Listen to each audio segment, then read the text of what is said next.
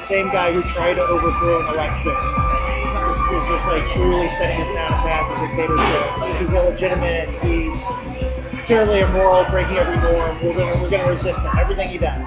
James O'Keefe here in Arlington, Virginia, in front of the Pentagon. The branch chief inside the Pentagon saying on hidden camera he's going to resist against Trump and Hegseth. Now, since President Trump was elected and assigned Pete Hegseth as Secretary of Defense, the DoD has faced a number of leaks in the past few months from employees inside the Pentagon. There's some type of deep state forces that want to make sure you don't stay there. They've come after me from day one, just like they've come after President Trump. I mean, I've gotten a fraction of what President Trump got in that first term. The Secretary of Defense, Pete Hegseth, has been going on media interviews expressing that there are people within the Pentagon who want to resist the president and hurt his policies. I know exactly why I'm here, to rip out the insidious ideologies and not compromise and not back down, to reestablish standards and accountability. Nicholas Terza, a branch chief within the DoD, expressed dissatisfaction with his new boss, Secretary of Defense Pete Hegseth, claiming he is too young for the job. So I'm assuming that your boss isn't Pete Hegseth then. Ultimately, he is my boss. Okay. But this is insane. I actually know Pete Hegseth. You do? Like personally? But this is so crazy. Like, that's not a good reflection on me. That's a bad reflection on Trump. Like, nobody I know should be the Secretary of Defense.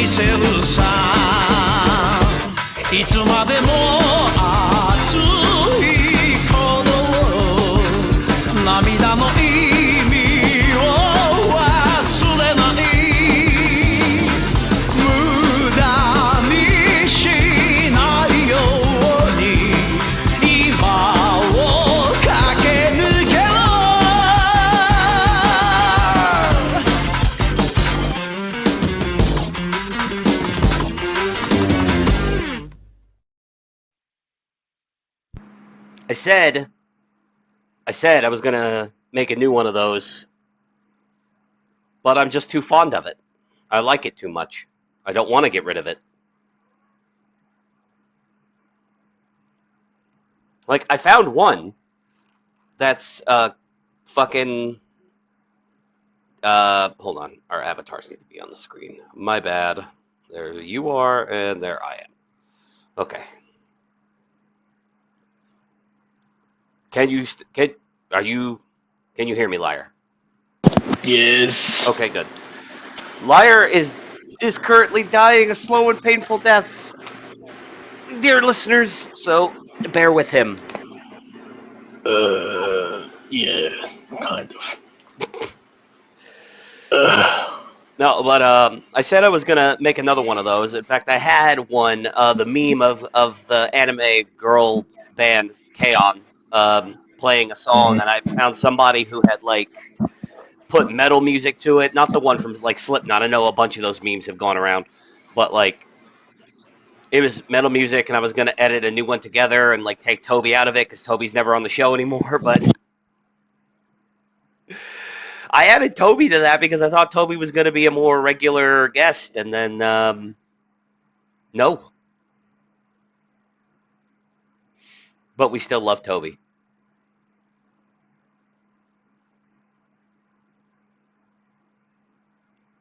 So, how are you feeling, boss? Of course we do.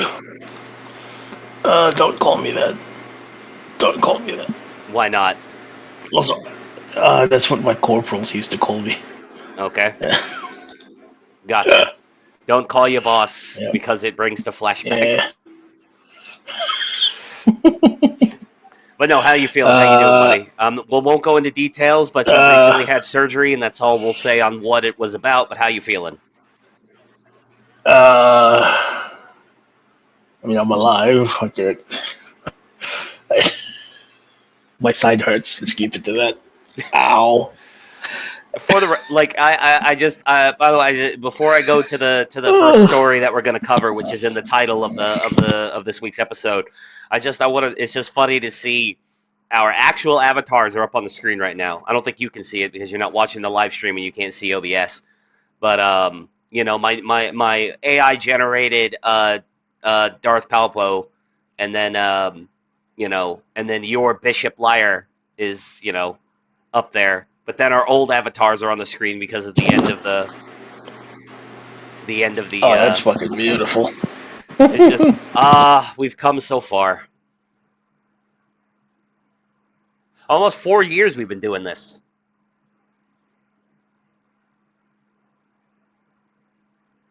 All right, let me check OBS. Let me see. Let me see how the stream health is doing. Hey, we got green bars.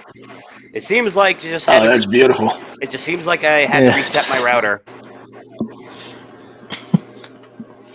Sir, try turning it on and off again. Have you tried turning it off and on again? That's literally what I did. I went upstairs and I just unplugged both the router and the modem and then waited 10 seconds and plugged them both back in. Sir, please listen to me. You must be turning off the router and then you pull it the plug from the wall and then you put it back in. Ow! That is literally what I did. Oh, it hurts to laugh.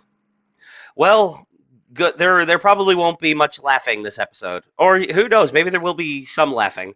Anyway, because we're gonna start off with some sadness, a little bit of sadness, but also like appropriate. Like it is the big story. I didn't cover this story through the week because as I did my daily videos Monday through Friday, this didn't happen until after I'd done them all. So Virginia Guthrie's dead. Yeah, I heard about this morning, and it's like really makes you think. Yes. I'm surprised you didn't hear about it Like, before she anybody gets- else did because she is in Like, Australia. didn't she get hit by a truck or some shit? She got hit by a And bus. then A couple weeks ago, she got hit by hospitalized. a bus. Yep, she recovers, and then all of a sudden she fucking kills herself. Like what? Yep. Yeah. Why? How? Well, that makes zero fucking sense. We all know why. Also, that photo that the photo. That's Prince Andrew. That's Prince Andrew, right? The famous photo of Virginia Giuffre with Prince Andrew. Yeah. Yep. And Ghislaine. Mm-hmm. Right? Yep. So yeah. I mean, I gotta say, how old was she in this photo? Because damn. She was. They started it on her when she was like what? Still a teenager, like 14, 15, 16, something like that. No, sweet. Well, I mean, she's not. That photo of her on your screen right now, not bad still. But Yep. But yeah. So Virginia Giuffre, one of the most prominent survivors. Knee Gabby. She was in Knee Gabby. Yep. Oh fuck! We dead. I didn't realize she was 41. Ow! Whack! Damn. So she was older than I thought she was. Well, no, that probably tracks. If I'm trying to think, if this happened in the early 2000s, she would have been. If this happened in 2001 or 2, then she would have been. Yeah, about 16, 17. 18? Yeah. Virginia Giuffre. 2000. Yeah, she would have been, yeah. Oh, fucking hell. Yeah. Yeah, 41 minus 25 would be 16 years old. Yeah, 16. So 16, Yep. 17, 18, something like that. I mean, even if she was a minor or not, it doesn't matter. If what she alleges happened to her was true, and I believe it is, then it doesn't. I believe this. Is bad mojo. Virginia Giuffre one of the most prominent survivors of Jeffrey Epstein's sexual abuse, has died by suicide, her family said Friday. Giuffre, 41, died in Nergaby. Is that how you'd say that? Nergaby? Nigga be. Oh! Oh! Fuck! Ow! What the fuck? Stop laughing so much. You're going to pop your stitches. By the way, Giuffre, 41, died in Nergaby, Australia, where she had been living for several years. Giuffre was one of the earliest and loudest voices calling for criminal charges against Epstein and his enablers. Other Epstein abuse survivors later credited her with giving them the courage to speak out. She also provided critical information to law enforcement that contributed to the investigation into and later conviction of Epstein's associate Ghislaine Maxwell, as well as other investigations by the U.S. Attorney for the Southern District of New York. Yeah, the same, SDNY office that's refusing to cooperate with the release of the Epstein files. And the same SDNY office that's been fucking with the God Emperor for the past 10 years now. Yep, there's the photo you were talking about. Her and the How old Queen's... was she in this photo? It's the year this photo was taken is never specified that I'm aware of. Hmm. But yep, that was Andrew was the Queen's favorite son. Allegedly. Really makes you think, doesn't it? Allegedly.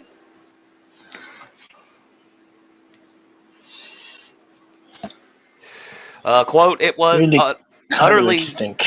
Yeah, it does. It does a little bit. I don't know. I don't want to believe that the Queen was in on anything. I think she probably was as shocked as everybody else was with the allegations. Because, I'm not too sure about well, that. no, I have a feeling it's similar to the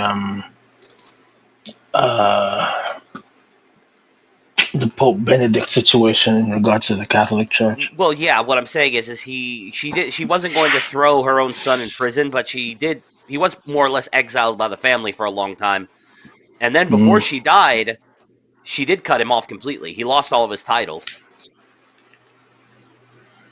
So what? He's just Andrew now. I mean, people still call him Prince Andrew. I guess I think he'll always be Prince Andrew. Like, I don't think that's a title that can be taken away from you. Like,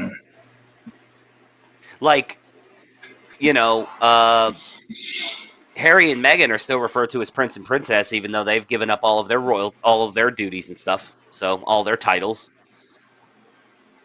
Right. So I don't know. Well, Harry's not even really a Windsor anyway, so. Well, yeah, we know that. Yep. Fucking Ginger. Just the fact that he used to be the cool one as well, and then he just got fucking handpicked. Yep. Well, I mean, she is part black. I think she's like a quarter black or something like that. Oh, bull fucking horseshit. No way. Like, fucking Ghislaine Maxwell in this fucking photo is darker than that slut.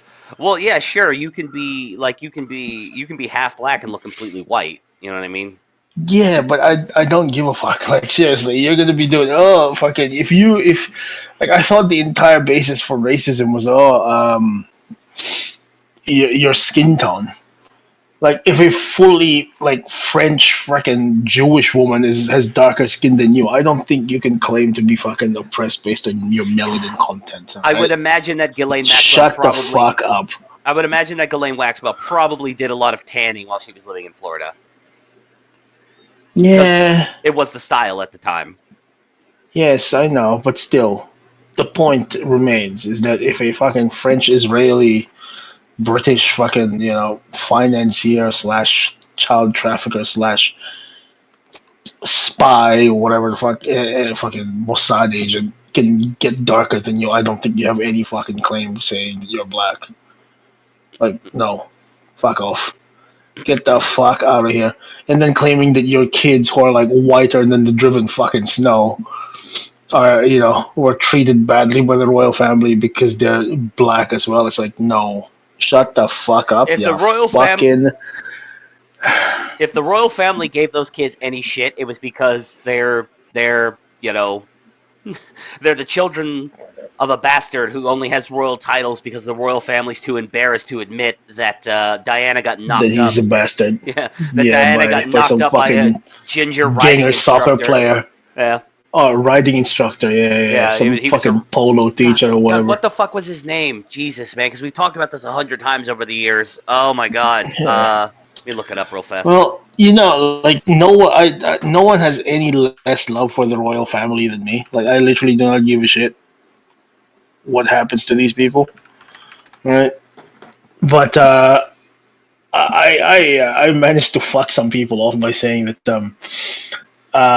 whether she was assassinated or not, Diana deserved that fucking crash that she got into.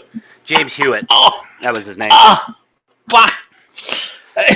Yeah, his name was James Hewitt. Oh, okay.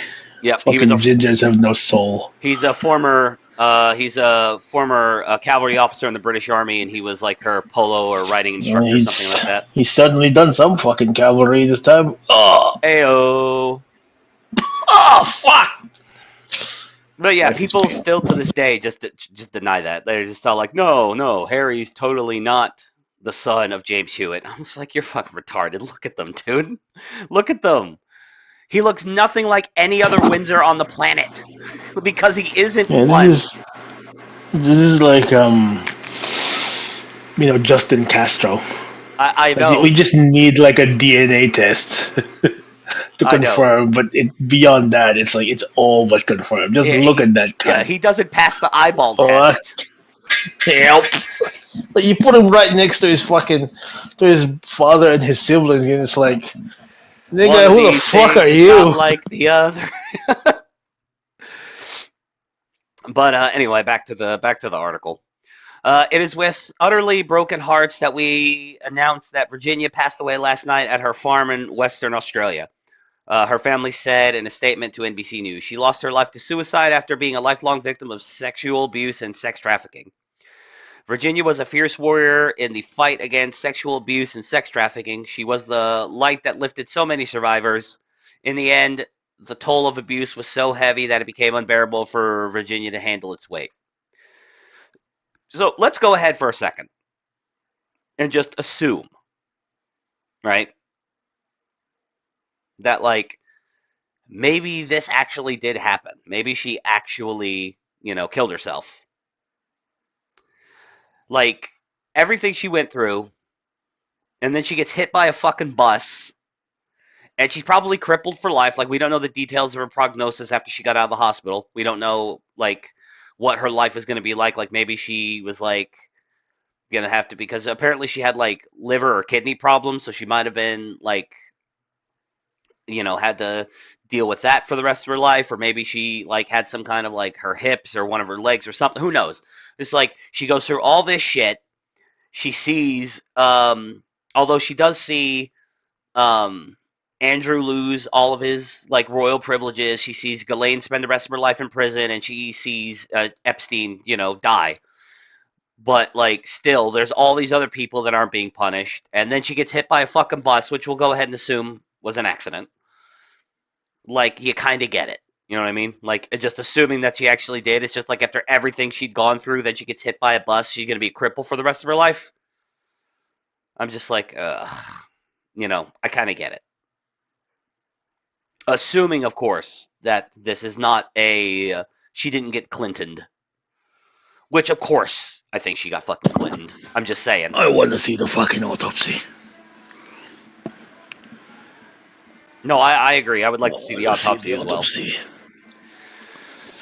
Raised primarily in Florida, Giuffre had a troubled childhood. She said she was abused by a family friend, triggering a downward spiral that led her to living on the streets for a time as a teenager. She was attempting to rebuild her life when she met Maxwell, Epstein's close confidant. Maxwell groomed her to be sexually abused by Epstein, and that abuse continued from 1999 to 2002. Oh, okay, yeah, okay. So if it started in 99 and she was 41 in 2025, then that means she would have been... She would have been 18. 17 at the very earliest. Isn't it? No, because 41 minus 25 would have been... 2025, 84. Yeah. So she would have been 15. Yep. 15 to Yeah. 16, which is about what I said originally. Nah, 99 would be 15, like solidly 15 or 14 even, Yeah. depending on when in 99. Yeah. That According, photo is like, I know mm, it's just haunting, really. It's just like this poor girl surrounded by evil. mm. According to Giuffre, Giuffre also alleged that Epstein trafficked her to his powerful friends, including Prince Andrew and French modeling agent Jean-Luc Brunel. Isn't Jean-Luc Brunel dead? Isn't he one of the ones that died? I'm not sure actually. Oh, let me look it up. Give me a I'm looking second. it up as we speak.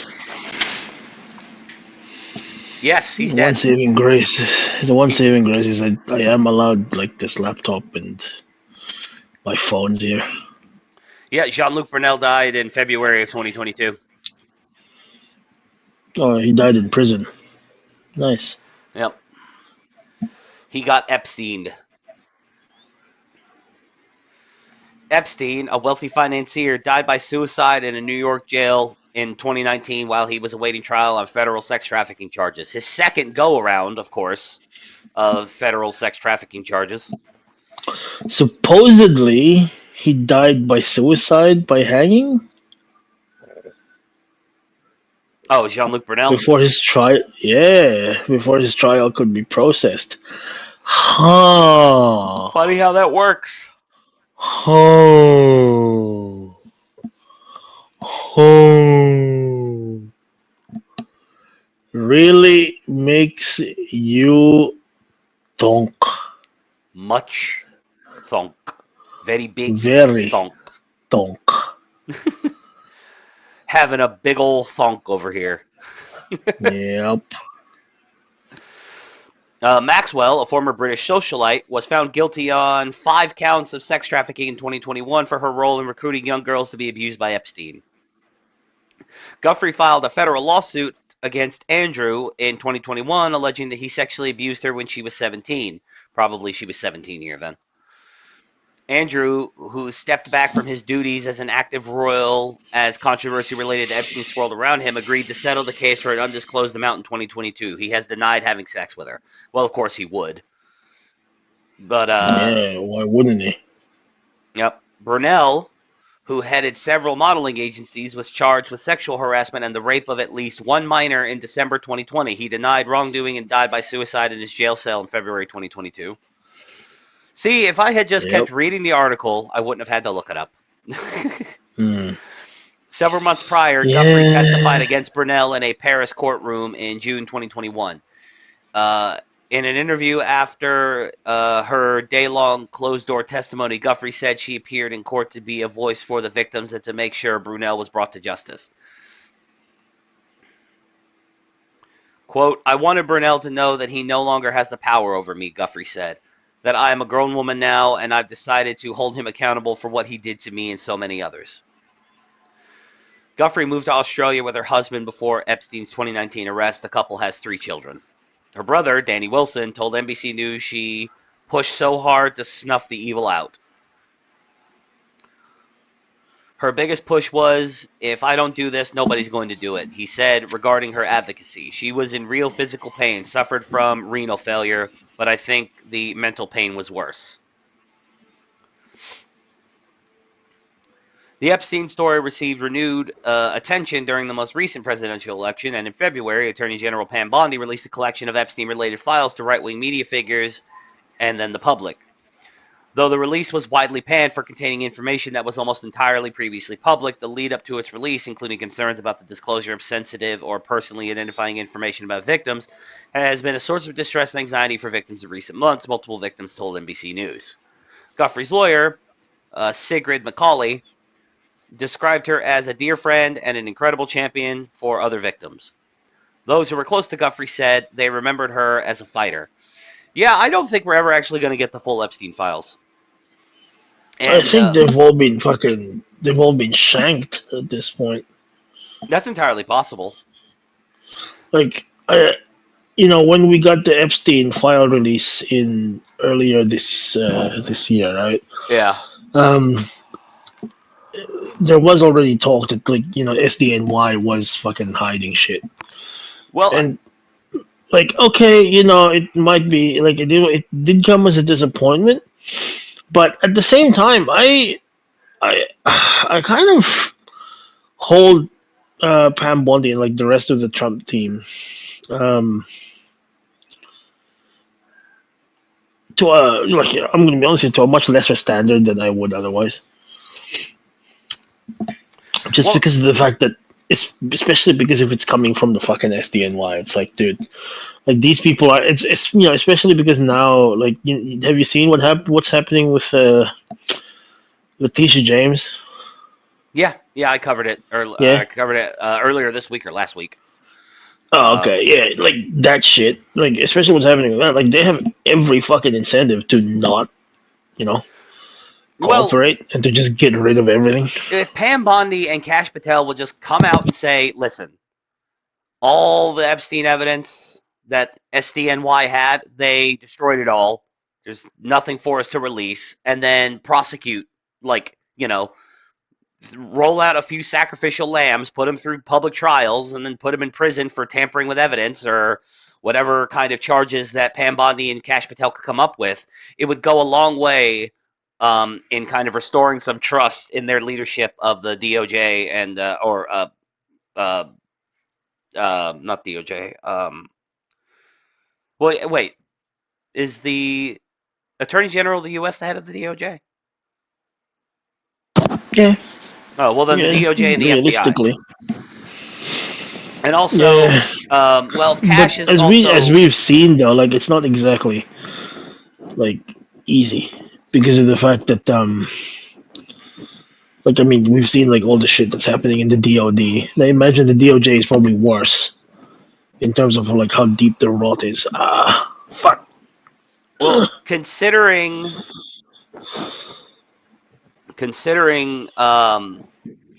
the look, as much as I would like the Epstein files released, and as much as I would like to see, people in the black book prosecuted, if there's no evidence. See, here's the thing: just because this is the thing people don't understand, and I agree, this is not gonna please a lot of people to say this, but the Epstein files, a lot of the people in Epstein's black book, just because they knew Epstein, maybe even they flew on the plane, maybe they even went to the island. If there's no evidence that they fucked any kids, what do you want? What do you want the Trump administration to do? Just start throwing people in prison because they knew a guy? Because they flew on an airplane with him? Look, do I believe most of these people, like Bill Clinton, for instance, do I believe that he did horrible things on Little St. James? Yes, I do. But if there's no However, there's no physical evidence saying yes, that he did. yeah, then what are You don't have any accusers. You don't have any you don't have any accusers coming out and saying that they fucked him. So yeah, kind exactly. of hard. Yes, would it be nice if we got the full, if they would just release the black book, just his client list, and then let the public just go, this is who Epstein knew. There's no video evidence. We didn't find any video evidence on Little St. James. If there's video evidence out there of them having sex with minors, we can't find it. Either SDNY destroyed it or whatever. But listen, here, public opinion, do what you will. But I also don't think that getting the Epstein files released was a huge thing for Kash Patel. It was for Pam Bondi. She kind of hung her hat on that in the lead up to her being confirmed. Yeah. But Kash has been much more She kind of concerned with. She kind of screwed the pooch on that one. Kash has been much more concerned with, illegals and MS-13 and Trinidad and he's also said he wants to release the 9/11 files, which he says are only a handful of pages. It's not like the JFK files where there's fucking 50,000 pages worth of shit. According to him, he said this on a podcast. Can't remember what podcast it was, but Kash was saying that it's only the 9/11 files is only 10 pages. So he said he wants to release those, but I don't know. Maybe he can't for whatever reason. Those who were close to Giuffre said they remember her as a fighter. Virginia was one of the most extraordinary human beings I have ever known to honor, or I have ever had the honor to know. Her representative, Denny Von Muffling, said. And Macaulay said her courage pushed me to fight harder, and her strength was awe-inspiring. In an interview for a Dateline NBC special on Epstein that aired before authorities charged Maxwell and Brunel, Giuffre urged law enforcement to act. Take us serious, she said. We matter. So yeah, no, I like I said, I do believe that she got Clintoned. You know, Yeah, I think so as well. but it's not beyond the realm of possibility that somebody who went through everything that she went through in life, who basically saw the fight kind of fizzle out, and that that a lot of the people who abused her are not going to see justice. And then she gets hit by a bus, and all this shit. Like, if she was in bad health, she was going to spend the rest of her life as a cripple. Like I said, it's possible that she actually did do this. Now, if we find out that she killed herself by going out in the middle of the woods and trying to, drag a table with her, hang herself with an extension cord, and then knock herself off the table by shooting herself in the chest with a shotgun. Oh, don't make me laugh, you piece of shit! Fucking hell! Oh, my God. Yeah, but so let's move on to something a little more lighthearted, huh? So still bad news, but like I said, a little more lighthearted. So Vice Media is trying to destroy Kershaw. If you don't know who Kershaw is, she's a VTuber. I know who you know who Kershaw is, but Yeah, but okay, what did she do this time? apparently she's talking about the Great Replacement theory. Turns out Kershaw leans to the right a little bit. I'm not going to sit here and call her is anyone fucking surprised? I'm not going to sit here and call her a full-on MAGA chud, because none of the VTubers ever really go that far. No, the closest ever was like Pippa. But yeah, even then, she doesn't fully lean in. Yeah. No, she doesn't fully lean in, no. And that would be a bad idea. Like, I'm not saying that she should either. Like, but yeah, Gamer Sups is a supplement company, and one of their, they sponsor some of her stuff, or she advertises for them, whatever. And Vice is trying to basically do. I'm trying to add apocalypse her. Yeah, basically do to her what Ethan Klein tried to do to what's his name? Keemstar. Tried to do to Keemstar. Remember Keemstar, this was several years ago, but Keemstar was a Game Fuel advertiser, whatever the hell the word is, and he would sell G Fuel a lot, and then Ethan Klein is like, why would G Fuel support this piece of shit? Keemstar's a terrible person. So, he tried to get his sponsorship deal with G Fuel destroyed. I think Vice is trying to do the same thing. Also, this is hilarious. I don't know why, but in this Kershaw Trump assassination photo up here, if you'll notice, this adorable lady, anime girl, Secret Service agent is copping a feel. Well, yes, of course. Because one of Kershaw's, have you ever seen her avatar on stream? Yeah, it's huge. Her boobs are huge. Yeah, I wouldn't say that it's not the most high quality thing. The jiggle physics are definitely there. But yeah. What the fuck? Gamer Sups is pretty much ubiquitous in VTubing. Owned by popular online content creator Jay Schlatt. Gamer Sups advertises itself as, quote, the most effective and healthy energy choice for gamers and esports talent alike. Combine caffeine with nootropics, then slap on branding marketed towards geeks and gamers, and you've got Gamer Subs.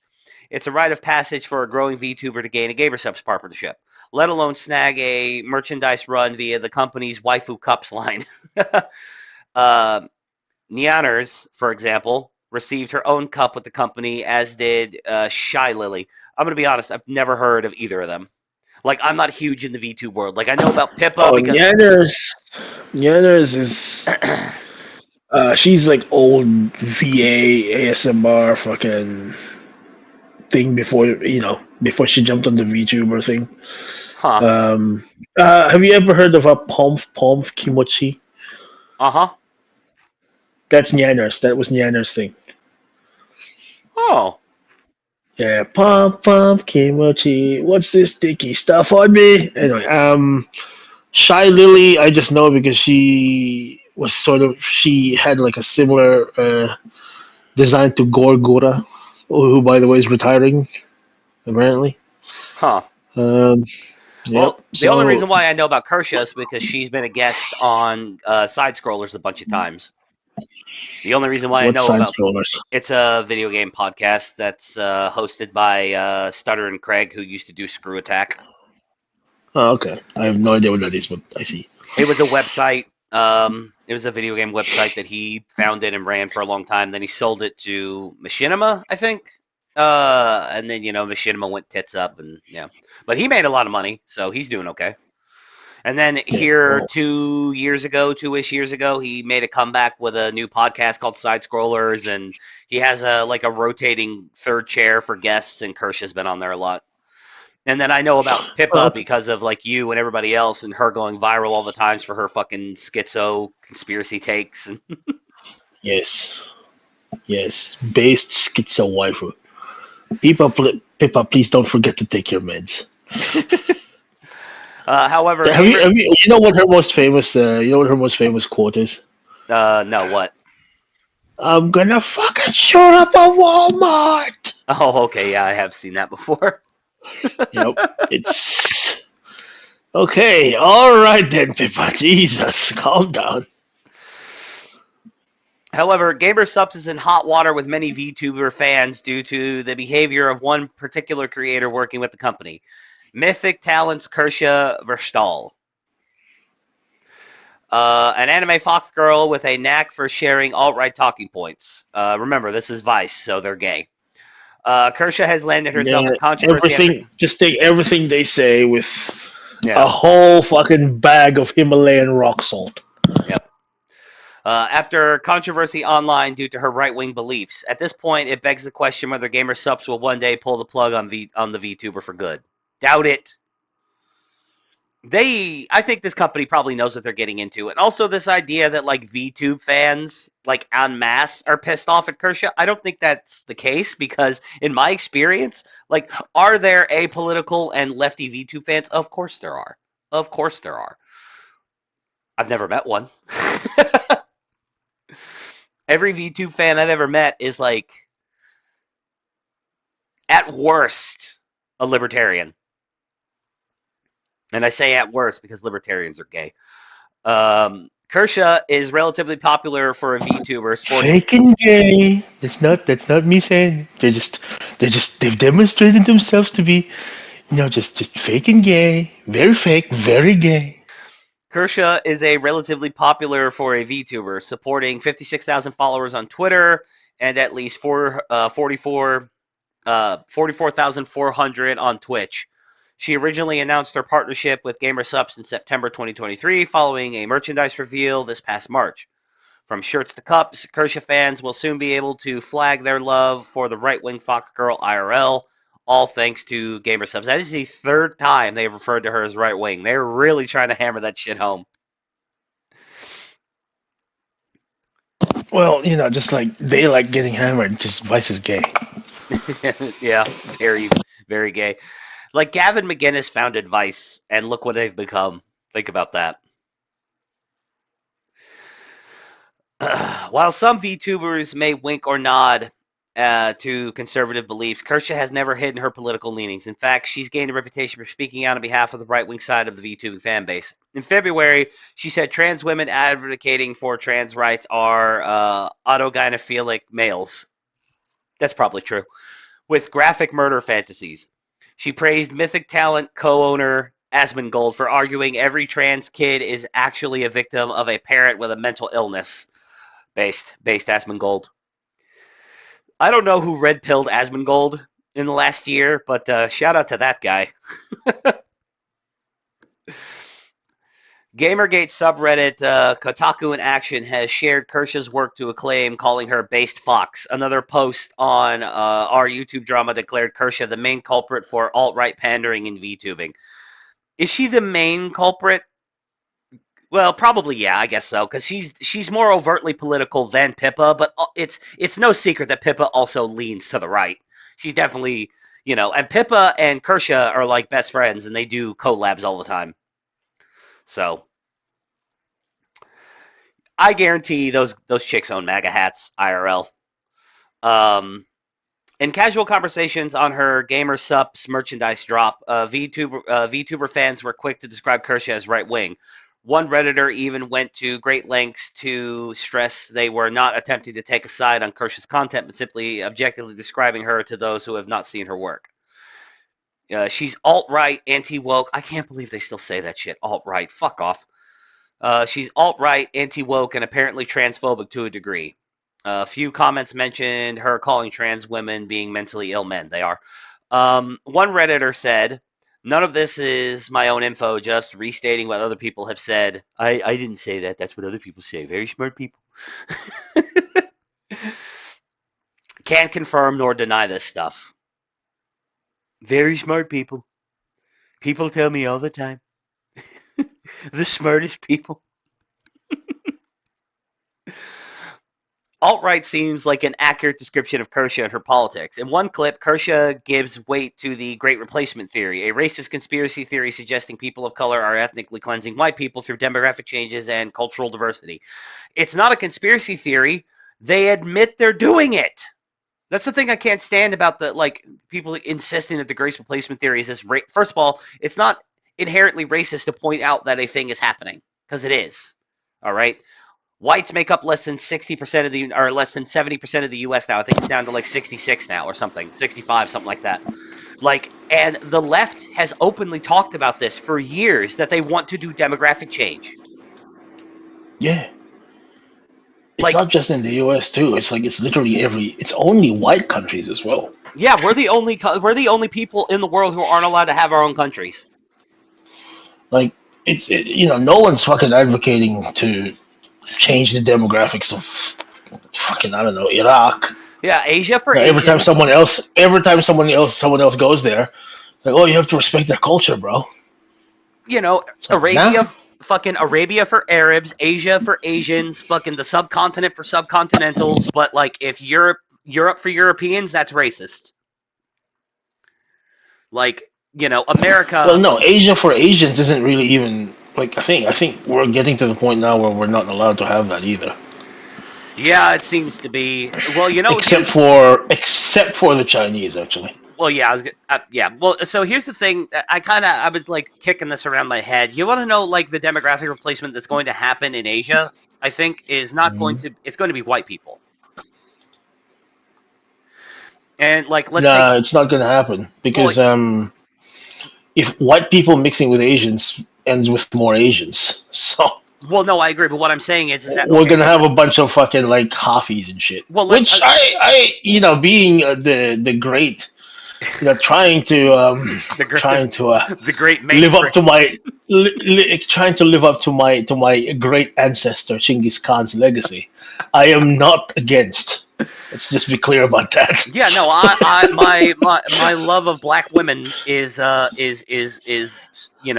world known. Famous. Yes, so I'm not against race mixing either, but I mean, on a more serious note, let's take South Korea for example, who I think has the worst birth rate in all of East Asia. I think China's worse. Well, according to China. China is according to current stats, yeah, South Korea is the worst. But I actually think that if we find actual number, I think I don't trust anything that comes from China. No, I don't either. So if we find real numbers there, I think it. Yeah, I think he's worse. Well, I was just, so to the point, okay, so they're going to have a population collapse, right? And if any country in the world, so let's just go with the numbers that we have. Let's just talk about South Korea. So if South Korea does have if any country is going to actually have a full-on holy shit population collapse, it's probably going to be South Korea.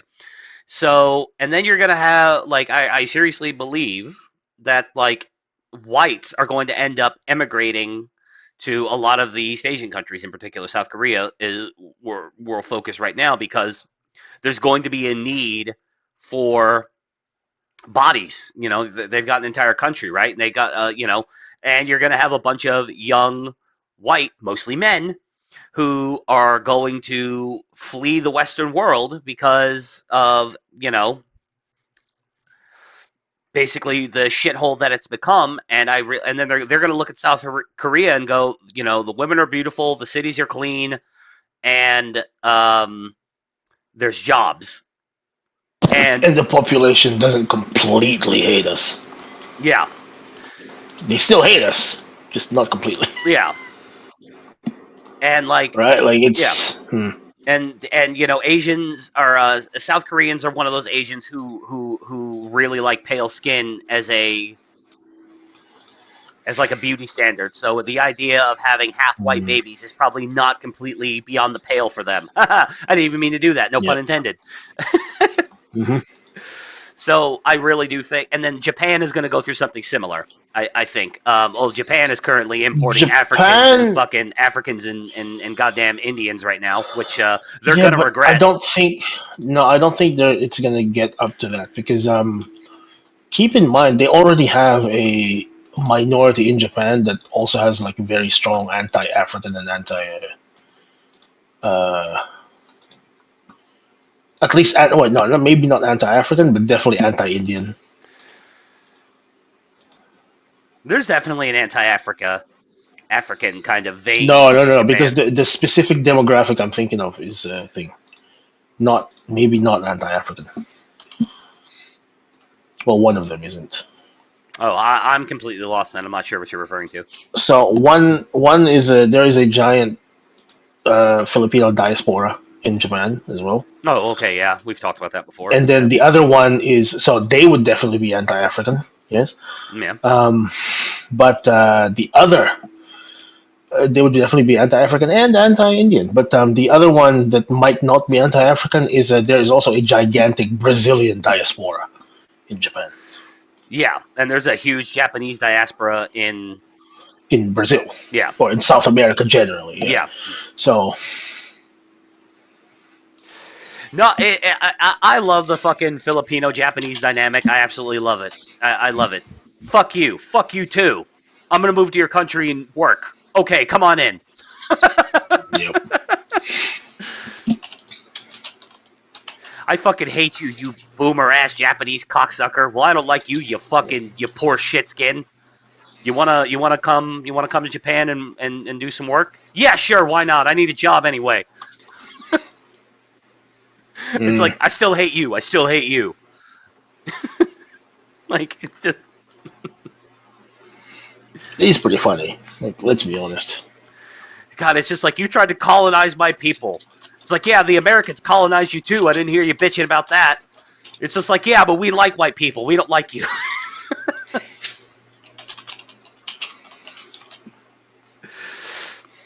Or it's just like, actually, when a whole, like, fucking point, that's like the two Spider-Men pointing at each other in the meme. Fucking Japanese people and Filipino people bitching at each other for being colonized. Like... Well, the Japanese technically weren't colonized. No, they weren't colonized, but considering how many U.S. military bases we have, Effectively, yeah. Effectively. In the post-World War II era, they were effectively colonized by us. I mean, at one point, Okinawa was like heavily Americanized. We have, that was our staging post, for God's sake. And we left a lot of half American children there, half white. There's one person I saw on YouTube once who was like half black. I guess their father was a black U.S. Army soldier, I think was the story. And it was basically like a blog detailing like him having to maneuver in Japanese society as being half black, half Japanese. So, and of course he didn't just like, try to be like what is normal, but relatively normal, at least by Okinawan Japanese standards. You know what I mean? He had dreadlocks, and he dressed in more of a street style, so he made it as difficult on himself as possible. You know what I mean?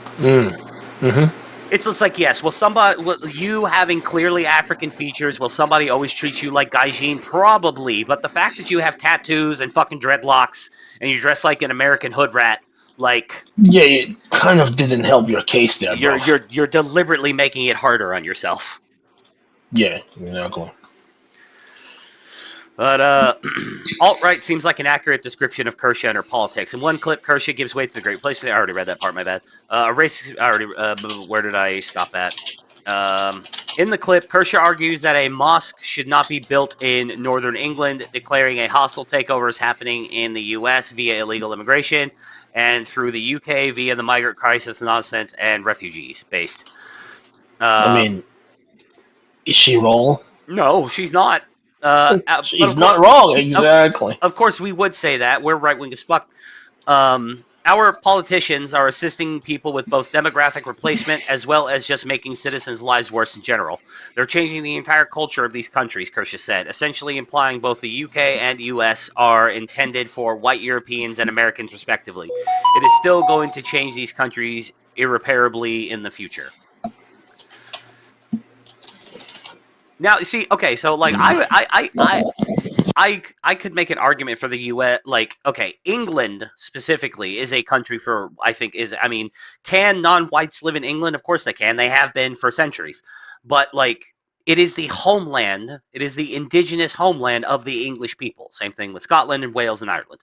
Like, this is the indigenous homeland of these people. If you ever had a case to say this is a land for white people, it would be that same thing with all the other European countries. The French, this is a land for the French. America's slightly different because it's a colony state. Yes, for the majority of its history, it was 90% white European, but even then, it was a melting pot of Europeans. It was originally Brits, English, Scottish, Welsh, Irish, but then, well, not even Irish. The Irish came later.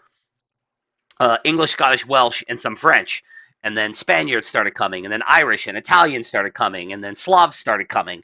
And they all just kind of integrated into the whole, like, well, we're all white, so let's all just start, like, working together, I guess. Like, I mean, there's always been some, Irish people, meh, Italians, meh, whatever. Like, but, like, eventually, now everybody just knows, man, fucking Italians are white people. Like, come on, we're all Europeans here. Like, but at the same time, from the very beginning, There are some autistic cunts out there who would argue that Italians are not white enough. Yeah, I know, but I would also argue that considering from the foundation, there were freed blacks, because we brought a shitload of African slaves with us. We bought more. We bred our own African slaves. So, like, from the very beginning, we had those, and we had Jews, and we had not a lot, but we did have some Jews. But we always had blacks, we always had Jews, we always had Mexicans. Mexicans from, Spanish colonial Mexico were coming up into the colonies for work and then staying. And then we had Christianized Native Americans who decided to just live with the white people because, being a member of the Iroquois Nation sucked and nobody, like, it's just like, why would I do that? I can wear boots and eat, like, real food. So we've always had, like I said, Christianized natives. We've always had Africans. We've always had, like, Mexicans or whatever you want to call them, Latinos, Spaniards, whatever the fuck. So, like, this idea now, Spanish, are the Spanish white? Now, most people would say they're European, so yes, but remember they were heavily colonized by the Moors, and the Moors did a lot of race mixing, and it was just like, there's still Moorish blood in Spain to this day. Like, it's, are Spaniards white? Who knows? But that's kind of like the whole point, is that you could probably make a case that America isn't inherently a white country. It just was by default for so long. The fact that it was a European colony state, and the fact that it had majority European population, majority Christian population, and for the first, 150 years, the majority of people immigrating to the United States were Europeans. Now, in the last 50 years, that's gone completely tits up. But again, if the founders intended, I mean, they did clearly intend for this to be a Christian European state, but they never explicitly went out of their way to make it more difficult. Well, I mean, you could say they did. You know, there's the Chinese Exclusion Act and other things, but I don't know. The whole thing's murky. But like, America has a hard time claiming ethno-state status. In my opinion, it's a hard case to make. No, that's what makes it different from thing. Like when you're on the indigenous homeland of your people, I think making a case for ethno-state is easier. It's still hard to do, but it's easier.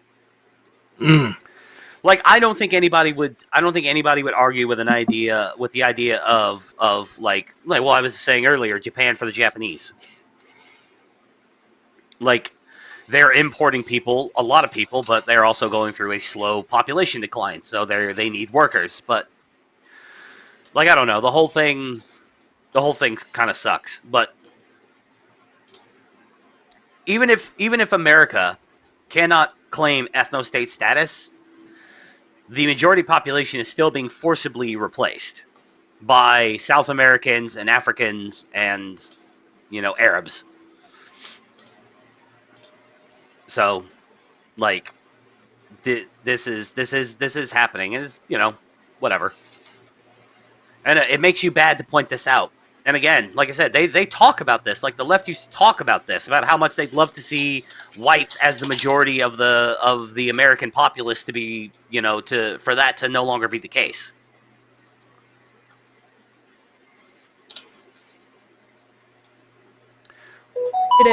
They're building like a 2.5 million pound mosque somewhere in like northern England that doesn't even have like a large Muslim population. And I was like, of course they are. That reminds me, I think it's Baltimore, Maryland. It might not have been Baltimore. I can't remember what city it was. But there's a major city in the United States that's now having an Islamic call to prayer being played over the loudspeakers around the city. Dearborn, maybe? I can't remember. I saw it in one of the Discord servers the other day. I should have covered it through the week, but I felt like I had more important things to talk about. But now that we're sitting here talking about this, I probably should have covered it because it is important. Something like that, which I'm vehemently against. Look, I'm not a Christian, and I said this in the video that I made the other day about the anti-Christian bias task force that Trump put together. This is a Christian country, and it should stay that way.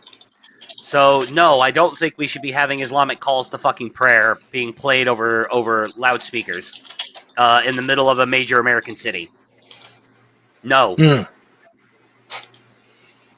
Yep, that seems a bit, yeah. I am not an enemy of the Church of Christ. I am 100% an enemy of the Church of Muhammad. Beyond, like, I will listen. I will happily put on the fucking I will happily put on the tabard and go march in the Crusades. Like, I'll do it. I am not a fan of Islam at all. Yeah, of course they are. I get increasingly angry when I see people who are just like, well, they're not doing anything illegal, so like you can't really be mad at them. It's like this is very clearly a hostile takeover. Like, we're experiencing it in the US via illegal immigration. They're experiencing it in the UK via, like, the migrant crisis nonsense and refugees, which, potato, basically the same fucking thing. And it's like, our politicians are assisting these people with both demographic replacement as well as just making citizens' lives worse in general. They're changing the entire culture of these countries. It might not be a hostile takeover like you see in war. There's no guns and battleships and bombs, but it is still a hostile takeover. It is still going to change these countries irreparably in the future. UK, it's almost all of Europe. I'm specifically speaking of the UK because of the mosque thing. We're noticing. And it's like, I made a tweet. I want to motorboat her VTube model. I don't know. I would much rather just find like this actual person, and just be like, please marry me. You know, let's stop the great replacement together by making more babies. But then she would say, "But Filipino man, if I You're if too I brown. if I have mixed race babies with you, I am contributing to the demographic replacement. Unless you can No, guarantee, no, unless no, you can no. guarantee to me that our future children will only marry other white people, and we can dilute the Well, blood." I mean, if my current children are actually like uh any uh any indication, right? Like yeah, I think I think we're good. I think we're good in that front actually. This was not a one-off comment. In April, she retweeted the White House's ICE tip line to aid the deportation of undocumented Americans. Giga-based. I didn't even know about that. Wow. Kershaw. Kershaw really is just like, wow, she's fucking rad, isn't she? I might actually have to go sub to her. I might actually have to go follow her Twitch channel, and I don't know if I already follow her on X. I think I might. I can't remember. But in February 2025, she said she was happy with mass deportations under Trump, but warned the federal government was offering undocumented Americans massive amount of free shit given on the taxpayer dime. She even called Lawrence, Massachusetts, a no-go zone full of illegal activity and implied the city could only be recovered if all of its undocumented citizens were removed. Quote, if ICE sweeps here, it will become a ghost town and maybe can be rebuilt. What? Fucking let's go. That's beautiful. But it was Kirsch's tweets in mid-April that drew her Gamer Stumps partnership back into the public spotlight. On April 14th, Kershaw responded to an online rumor about Carmelo Anthony, a black teen charged with killing a white 17-year-old named Austin Metcalf.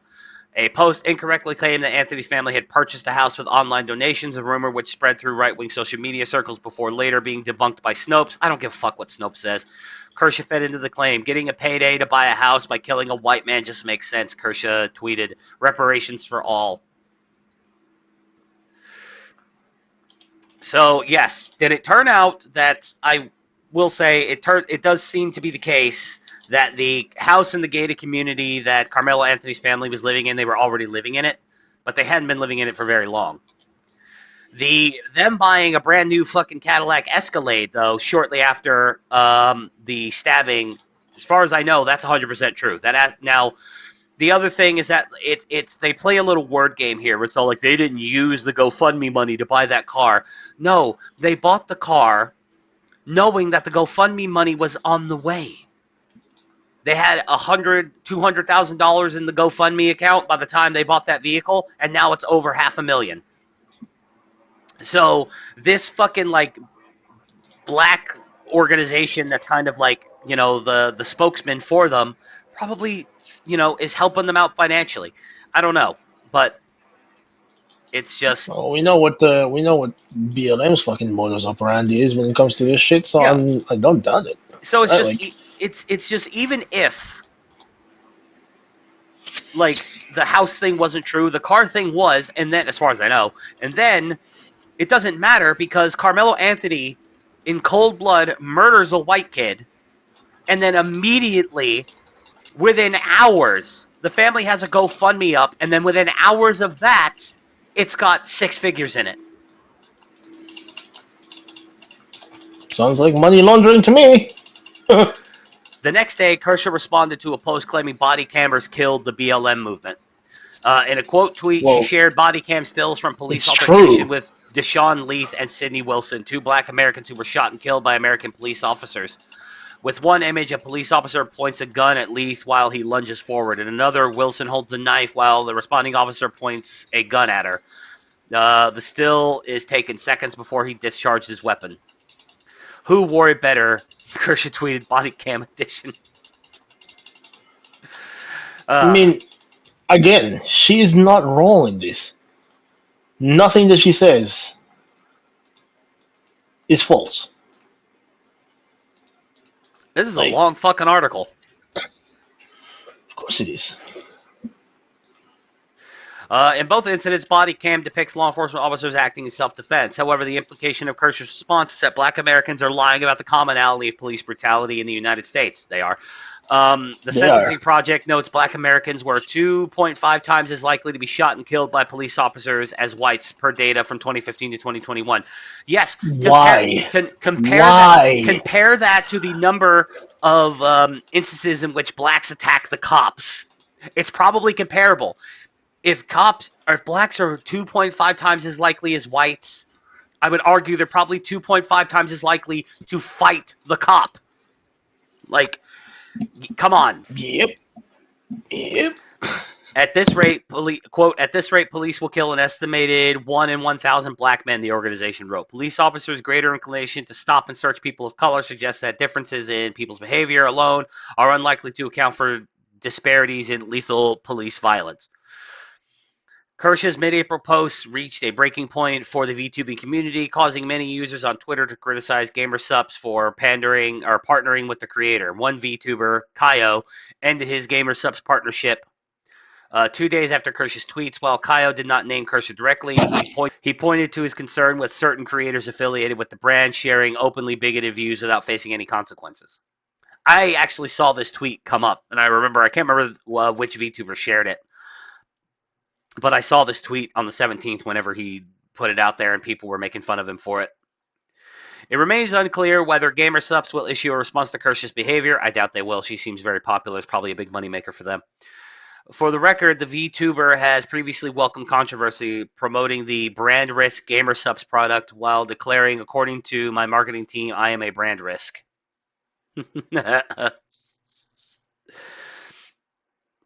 Let's see here. Of course, Kirscher may walk herself into a controversy that's impossible for GamerSupps to defend. This could be the case after the right-wing VTuber retweeted a Kirscher fan named Sencho Mimikyu. Sencho recently received an official Kirscher U2's plushie and posted with it. In one of the images shared by Kirscher, Sencho placed Kirscher's plushie next to an enormous collection of Nazi and fascist books, including a 3-part hardcover book display from white nationalist philosopher Antelope Hill Publishing. Senchu's Twitter page is filled with anime women promoting Nazi imagery and works. In one tweet, an anime girl with a swastika is shown along with the message, "Did someone say race war?" This Nazi imagery extends to the book seen in the image retweeted by Kirscher. The hardcover book display features 2 books with the Iron Cross and 1 with the Nazi eagle, complete with the swastika. The 3 books shown are popular fascist works. Michael by Joseph Goebbels, in his own words, The Essential Speeches of Adolf Hitler, and The Burning Souls by neo-Nazi Leon Degrelle, according to Sencho. Kirscher responded to the user, "I like your sleeves / gloves / boots." So it seems this Sencho Mimikyu is probably a girl, based on the shape of her hand anyway. Oh, well, shit, I didn't want to open my X, but oh well. Yeah, that's a woman's hand. I mean, it's possible that he's just a dinky man, little twink, but that's a girl. I'm almost positive. I mean, twink, Nazi, not uncommon, as we all know. Oh, see, this person is also a fan of the band Breaking Benjamin, so how bad could they possibly be?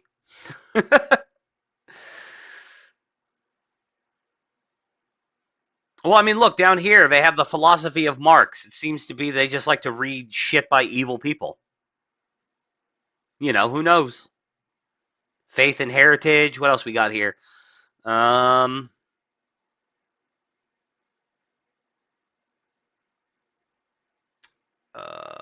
can't read half of this shit.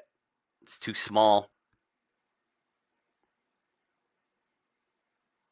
Voice of Triumph, Hitler's Speeches of Nuremberg. Yeah, it's also entirely possible that, like, Kirscher, again, this is one of those things where it's like, Nazis are shitty people, but just because you read some books doesn't necessarily mean you're a complete Nazi. And even if, like, Kirscher did share these images, It's entirely. She could have entirely just shared it just to piss people off. You know, who knows? Yeah, again, not out of the realm of possibility, any of this. While Kershaw is a political VTuber, it remains unclear if the content creator was aware of the Nazi imagery seen on the bookshelf or the various fascist books on display. In fact, several VTubers jumped into a lively Twitter debate about whether Kershaw had the knowledge to recognize fascist imagery at all. One German VTuber claimed she didn't even know that the Iron Cross was a popular Nazi symbol. Regardless, it's likely Kershaw. Well, the Iron Cross it was a part of the German military before the Nazis, so. And it still is to this day. I'm Yeah, pretty sure. we use a similar Iron Cross in the U.S. military also. Regardless, Yeah, well, there you go. It's likely Kershaw is now aware of the imagery, meaning that the book shared by the retweeted user after a day's worth of discourse on Twitter. Yet Sancho's post remains shared on her Twitter page. Perhaps it's irrelevant whether Kershaw knew about the political imagery behind Sancho's post. What matters most is how GamerSubs feels on the matter. This is not Kershaw's first controversy. It likely won't be her last. Which begs the question, is there a line Kershaw and other content creators can cross before a partnership is threatened with the company? Vice has reached out to GamerSubs. That's not your fucking business. Yeah. Vice has reached out to GamerSubs, Kershaw, and Kaio for comment. This is how you know you've succeeded. When Vice writes a hit piece on you. Yep. And she's not even like a massive VTuber either, which is fucking beautiful, to be honest with you. So Discord is being sued. Oh, really? Yes. What time? The New Jersey... Well... New Jersey sues Discord for allegedly failing to protect children. The New Jersey Attorney General claims Discord features to keep children under 13 safe from sexual predators and harmful content are inadequate. Fucking hell! Stop making it off. Just so we're clear, this is something that you and I have kind of like talked about. No, I don't think on the show, but we talked about it in the past about like, well, we have. Remember when we did like one episode about the connections between those two shooters? This is like 3 years ago. And how they were both members of the same Discord server, and how the feds seem to be using it as like a glowy fucking growing like recruitment farm. Yeah. Discord is Well, facing. it's not even just that. It's also well known that the Discord is like it's kind of a meme, you know, with that the Discord is run by Chinese furry pedophiles. Indeed. Have you never heard of that before? No, I haven't. But it wouldn't shock me. Yeah, well, there you go. Yeah, it's kind of a meme that Discord is run by Chinese furry pedophiles, so it's just a thing. Hilarious. Discord is facing a new lawsuit for the state of New Jersey, which claims that the chat app is engaged in deceptive and unconscionable business practices that put its young users in danger. A lawsuit filed on Thursday comes after a multi-year investigation by the New Jersey Office of Attorney Generals. The AG's office claims it has uncovered evidence that, despite Discord's policies to protect children and teens, the popular messaging app is putting youth at risk. We're the first state in the country to sue Discord, Attorney General Matthew Platkin tells Wired. Almost said weird. Platkin says there were two catalysts for the investigation. One is personal. A few years ago, a family friend came to Platkin astonished that his 10-year-old son was able to sign up for Discord despite the platform forbidding children under 13 from registering. The second was the mass shooting in Buffalo, in neighboring New York. The perpetrator used Discord as his... Oh, hey, we were just talking about it. This is... I remember when we covered that. Used Discord as his... Yeah. I'm pretty sure we titled the episode The Greatest of Thonks or some shit as well. I think we just called it Much Thonk. The whole thing is... Because I think that was the first time I decided to use Much Thonk, and then we did those Much Thonk podcasts. Yeah. The perpetrator used Discord as his personal diary in the lead up to the attack and live streamed the carnage directly to the chat and video app. The footage was quickly removed. These companies have consistently, knowingly put profit ahead of the interest and well-being of our children, Platkin says. I think the interest and well-being of your children is, the parents' responsibility. Something that should be your responsibility, yeah, 100%. The AG's office claims in the lawsuit that Discord violated the state's Consumer Fraud Act. The allegations, which were filed on Thursday morning, turn on a set of policies adopted by Discord to keep children younger than 13 off the platform and to keep teenagers safe from sexual exploitation and violent content. The lawsuit is just the latest in a growing list of litigations from the state against major social media firms, litigation that has thus far proven fairly ineffective. Because it's really hard to prove that Discord is actively encouraging this stuff. Because, like, you know, Discord servers get nuked all the time for violating Discord's rules, and Discord can easily show that. I mean, for fuck's sake, Wall Street Bets got its Discord server nuked because of the game stonks. Yep. And nothing even illegal was happening there. It was just a bunch of dudes talking about the investments they were planning to make. So Discord users get banned all the time. Like these things, like this idea that like Discord doesn't do these things. So it's really hard to prove that they're not taking measures. I've been banned, like, God knows how many times from Discord at this point. So I've never been banned from Discord. Ha! I'm a good boy. I didn't do nothing. Discord's child and teen safety policies are clear. Children under 13 are forbidden from the messaging app, while it more broadly forbids any sexual interactions with minors, including youth self-endangerment. It further has algorithmic filters operating to stop unwanted sexual direct messages. The California-based company's safety policy, published in 2023, states, "We built Discord to be different and work relentlessly to make it fun and safe place for teens." But New Jersey says Discord promises fell and continue to fall flat. The Attorney General points out that Discord... I'm not sure what else they can fucking do, realistically. Other than having, like, people on staff who are reading all private conversations at all times. At all times, yeah, nah, fuck that. Yep, you'd have to hire out like an Indian fucking, an Indian fucking, like... server farm, content farm, almost, whatever you want to call it, but like a bunch of Indian dudes being all like, "Oh, look at this! This boy is sending dick pics to this man in his 30s." Like, and that would probably be expensive, even though you're paying dirt cheap fucking Pajeets to do the work for you. Yeah, because they would just need that many people. Like that would be just insane. The Attorney General points out that Discord has 3 levels of safety to prevent youth from unwanted and exploitative messages from adults. Keep Me Safe, where the platform scans all messages into a user's inbox. Friends Are Nice, where it does not scan messages from friends. And Do Not Scan, where it scans no messages. So the tools are there. Even for teenage users, the lawsuit alleges the platform defaults to My Friends Are Nice. The Attorney General claims that this is an intentional design that represents a threat to younger users. The lawsuit, the idea that, like, if you friend somebody on Discord, they can automatically send you DMs. Like, so yes, is it risky to just willy-nilly friend anybody? Yes, but the idea that at default, people who aren't your friend can't message you. But at the end of the day, like, literally, what else do you want? Like, that seems like it's a responsibility of the parents at that point, right? Like, I agree.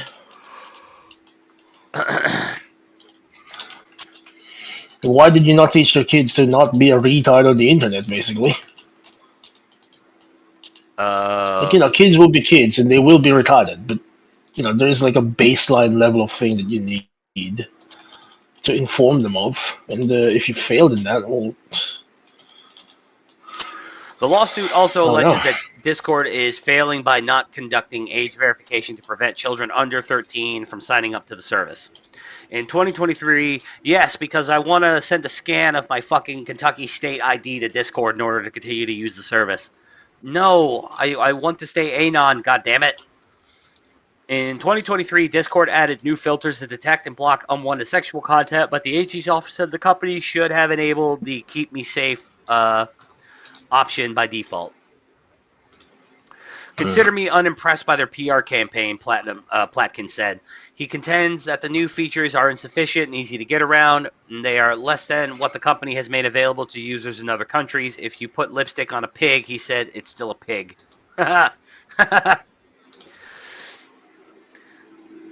Discord responded to Wired's request for comment after this story was published. writing that the company is proud of their efforts to protect children on their platform and insists that they, despite the claims made in the lawsuit, quote, given our engagement with the Attorney General's office, we are surprised by the announcement that New Jersey has filed an action against Discord today, the statement reads. Together, these open design features and default settings make it so that anyone can gain direct private access to a child user with just a few clicks to filling the filings alleged. Later, the AG goes further, writing that Discord promised parents safety but made deliberate choices to design its application and establish default settings that rendered those promises utterly meaningless. The lawsuit lists a half dozen criminal cases where adults allegedly used Discord to lure and exploit children, including the case of 764, a digital far-right pedophile ring. Or 764, I guess. I've never even heard of that. Also, what makes it far-right? Like, I'm confused. Why would...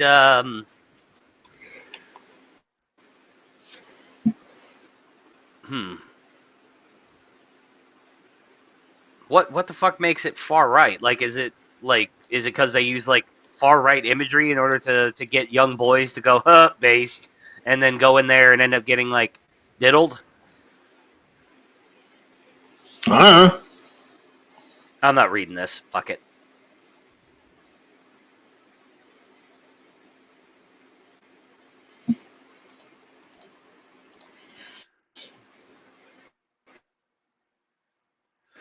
The lawsuit proposes several different remedies, including court injunction requiring that Discord improve its safety features and possible financial penalties if it's found to be failing to keep its users safe. While this appears to be the first state-level lawsuit against Discord, a number of private law firms have taken aim at the company on similar grounds. In 2022, the family of a then 11-year-old girl filed a class action lawsuit against Discord, alleging that the platform failed to implement enough safeguards to prevent her exploitation by other users. A similar case was filed in California earlier this year. Both cases are ongoing. But these lawsuits are growing more and more common. Meta, in particular, is facing two massive lawsuits led by dozens of states claiming it harmed its teenage users. A similar lawsuit was filed by a coalition of school boards in the Canadian province of Ontario. The European Union, meanwhile, has crafted a suite of regulations meant to tackle these externalities, but thus far it is having trouble getting the American tech giants to comply. And they shouldn't. Fuck Europe. Also, fuck Canada, for that matter. Platkin has... based. Yeah. Platkin has filed a number of other lawsuits, most recently against TikTok in an attempt to force social media giants to improve their child protection measures. Quote, they can't knowingly put out a product that's unsafe for kids, Platkin said. I don't care if you're a social media company or an opioid manufacturer or any other company that's telling the public your product is safe when it's not. We're going to hold the company accountable. Platkin says he's hopeful that the Trump administration, which has indicated some willingness to go after major social media companies, is interested in keeping children safe, but not just targeting supposed conservative censorship. Hope springs eternal for me, Platkin said. So yeah, they're going to sue Discord because kids are using Discord and acting like idiots.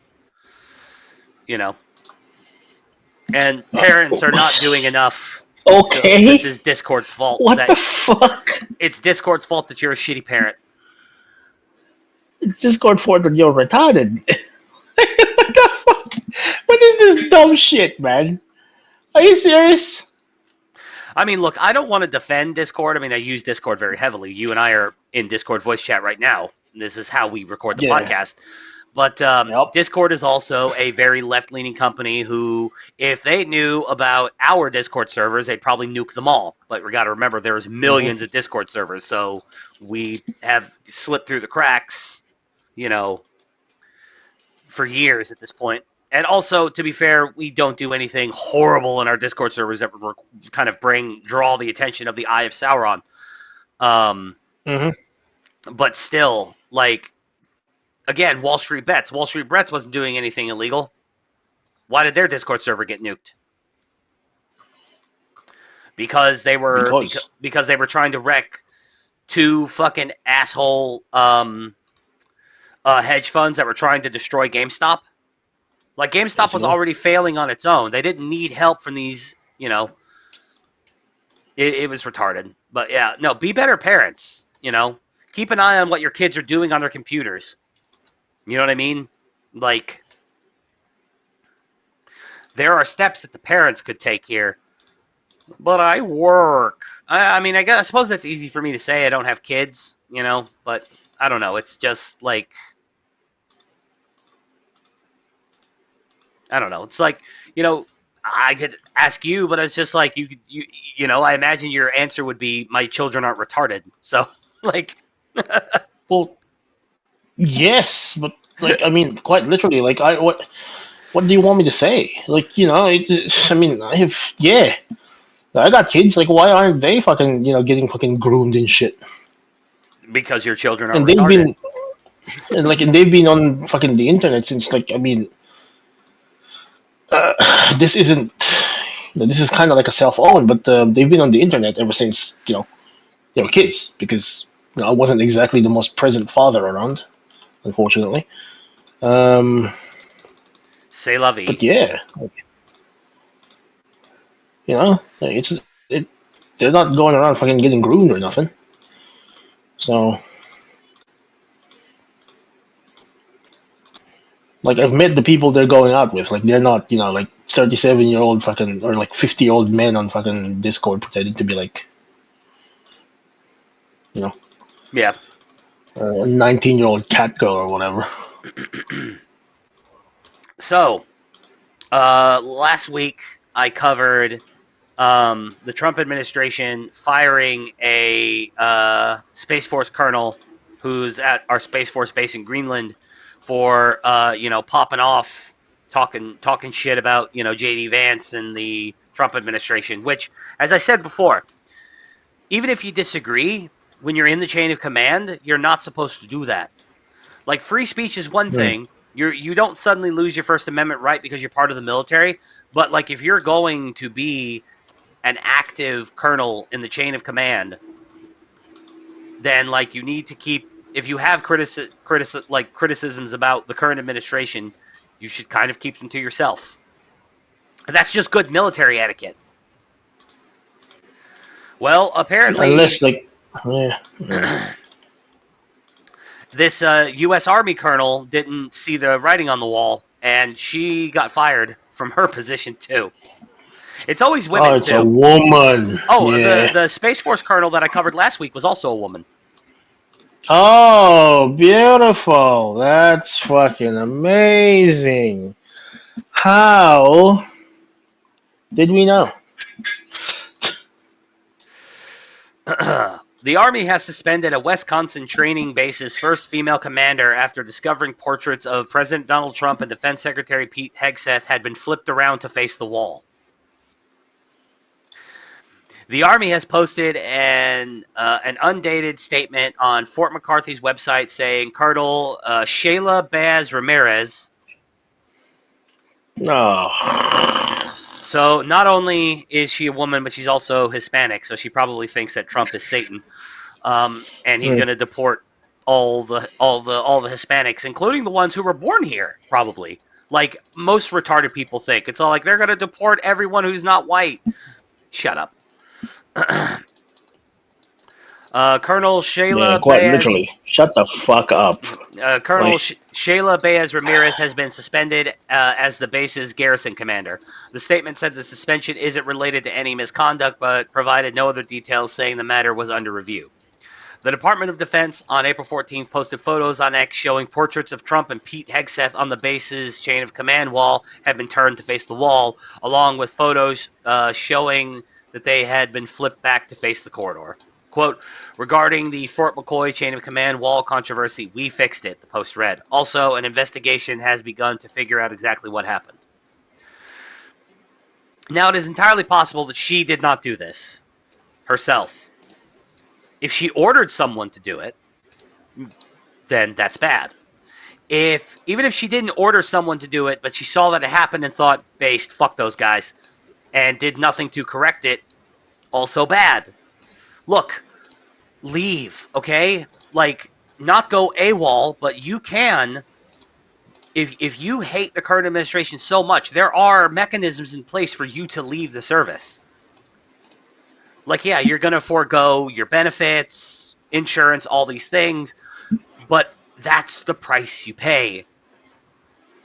If you want to leave your military career early before you're supposed to, before like your retirement or general discharge, whatever, because you hate the current president so much that you don't want to be associated with him, fine. I'm sure there's a mechanism in place that is possible for you to do that, but it comes with a cost. You didn't finish your contracted term that you agreed to do with the U.S. government, so you're not going to get your benefits. But no, a lot of these people think that's all like, what are they going to do? They're going to fucking fire me? Yes. Yes. Quite literally. You stupid slut. And then you're not going to get your fucking benefits anyway. Baez Ramirez assumed the role of garrison commander at Fort McCoy in July 2024. She didn't even make it a year after serving as chief of the reserve program, U.S. Army Intelligence Security Command at Fort Belvoir, Virginia. She was commissioned as a military intelligence officer through the Reserve Officer Training Corps in 1999 and holds a bachelor's degree in psychology and mental health from the University of Puerto Rico and a master's in strategic studies from the Army War College in Carlisle, Pennsylvania.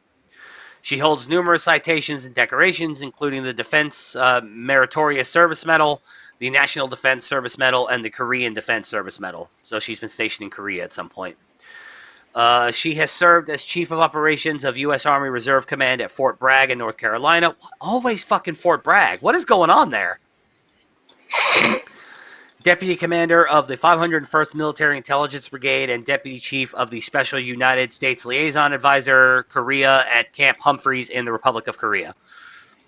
Fort McCoy is a 93 square mile training base in the far western Wisconsin countryside. It has been in operation since 1909. Think about this. You're the first woman to ever be given this position. You're the first woman. And then you royally fuck it up because your hate for the commander-in-chief, the hate boner that he gives you just can't deal with.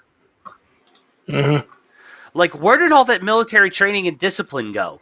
That you got so triggered by Donald Trump and Catholic Superman Pete Hegseth that you had to fucking either flip these portraits around yourself, order someone to do it, or seen it done and decided not to fix them yourself, order them to be fixed, and then punish the people who did it. Like, there were so many avenues that you could have taken to prevent this, and now look, you're on blast on NBC News. You've been made to look like a fucking joke. Women shouldn't be in the military. I'm with you now.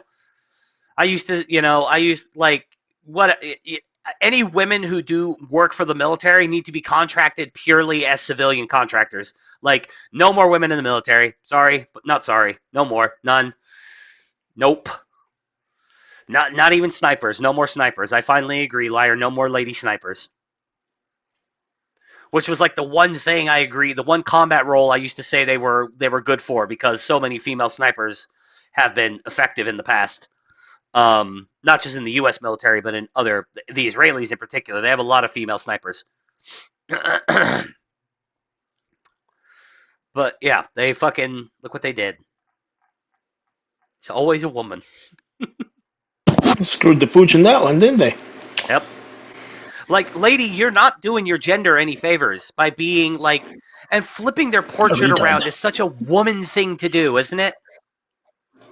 Like, Mm-hmm. Like, I don't like Trump and Pete Hegseth. I'm gonna flip the portrait around. That'll show them. Like, it's such a woman thing to do. You know what I mean? Yep. Yeah, it's not good. So it's pretty ridiculous. It is pretty ridiculous. And I mean, you fucking served, so it's got to be like, and I'm sure, like, I don't know, like in the Filipino military, okay? What would happen to your post commander if the portrait of the current Filipino president got flipped around on the chain of command wall, assuming you guys had something like that? Or let's just say, even if you didn't, let's just say that there is open disrespect for the current leader of the country. How would the Filipino military handle it? Depending on what time period you're talking about. Well, in your period, let's say, since that's the one you're most directly, you have experience with. So, Okay, well, depending on who we're talking about here, they may just disappear. based. Keep in mind, the Philippines is a fucking third world country. Like, people don't fucking play around over there. Yeah, but Manila looks so nice in the YouTube shorts. Ah, yes, of course. Of course. Speaking of people not fucking around over there, did you hear about this fucking retard called Vitali? And what he's fucking going through over there at the moment? I know who Vitali is, and I seen a bunch of YouTube videos in my feed talking about the downfall of Vitali. I don't know any details. What did he do? He tried to basically John Somali his way into the Philippines. That's holy shit. Why would you do that? That's basically the universal reaction. Yes. Why would you do So that? Like, currently, like the Japanese. he got arrested, Mhm. right? And his crimes so far add up to a minimum of 24 years in prison. And that's not counting like some other crimes that there's some other charges that they want to stack on him as well. And also keep in mind the Filipino justice system is so slow because of just how many fucking people are over there that they'll hold you in remand for minimum 2 years before you even get to your trial. That is ridiculous, man. Well, he fucked around. He found out pretty fucking quickly. Oh god. Ugh. Like, I want to visit East Asia so much, but now, like, I'm afraid to because it's just like, another cunt gaijin. Well, just the don't be Filipinos. a retard. Like the Philippines is pretty fucking welcoming to foreigners.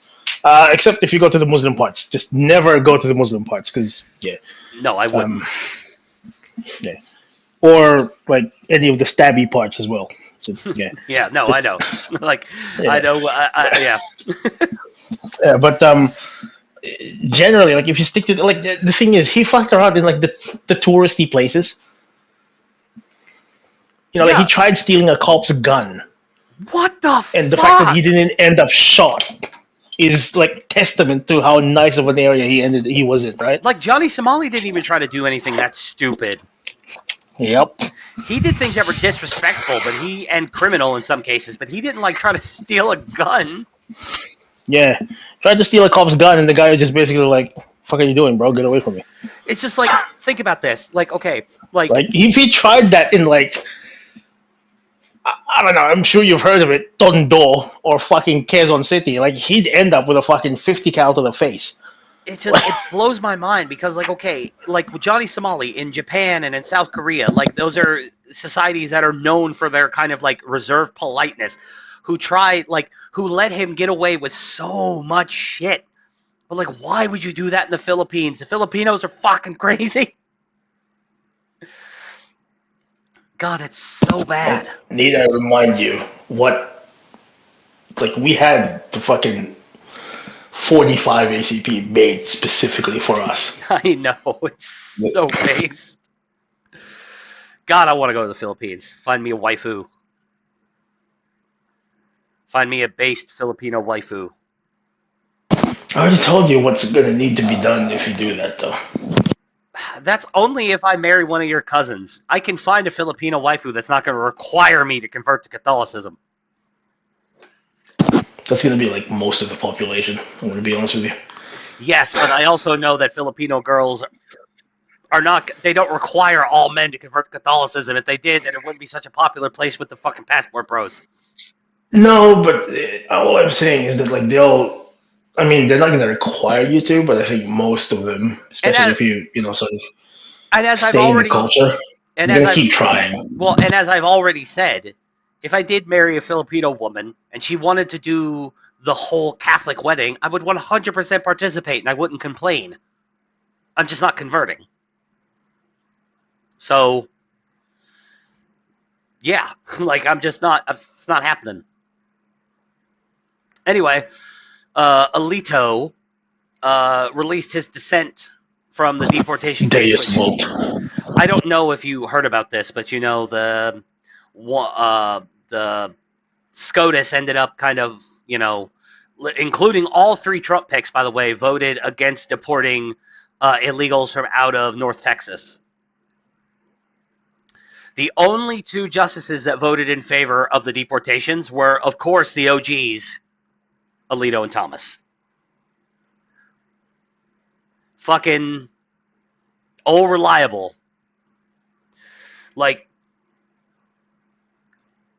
And I covered the story over the week, but and the details of it. But at the time, Alito had not put out. Alito had now announced that he was going to put out an opinion, and he finally has. Now, to save us time, I decided to not pull up the fucking 5-page opinion and just use this AP article that quotes it.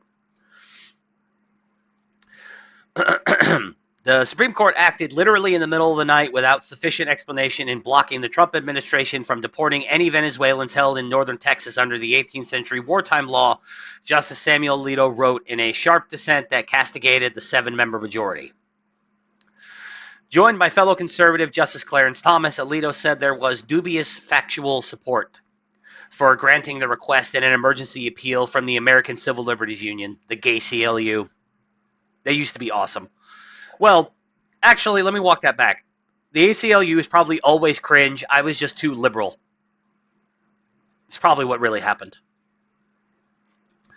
The group contended that the immigration authorities appeared to be moving to restart such removals under the Alien Enemies Act of 1798. It's one of my favorite things Trump has done so far.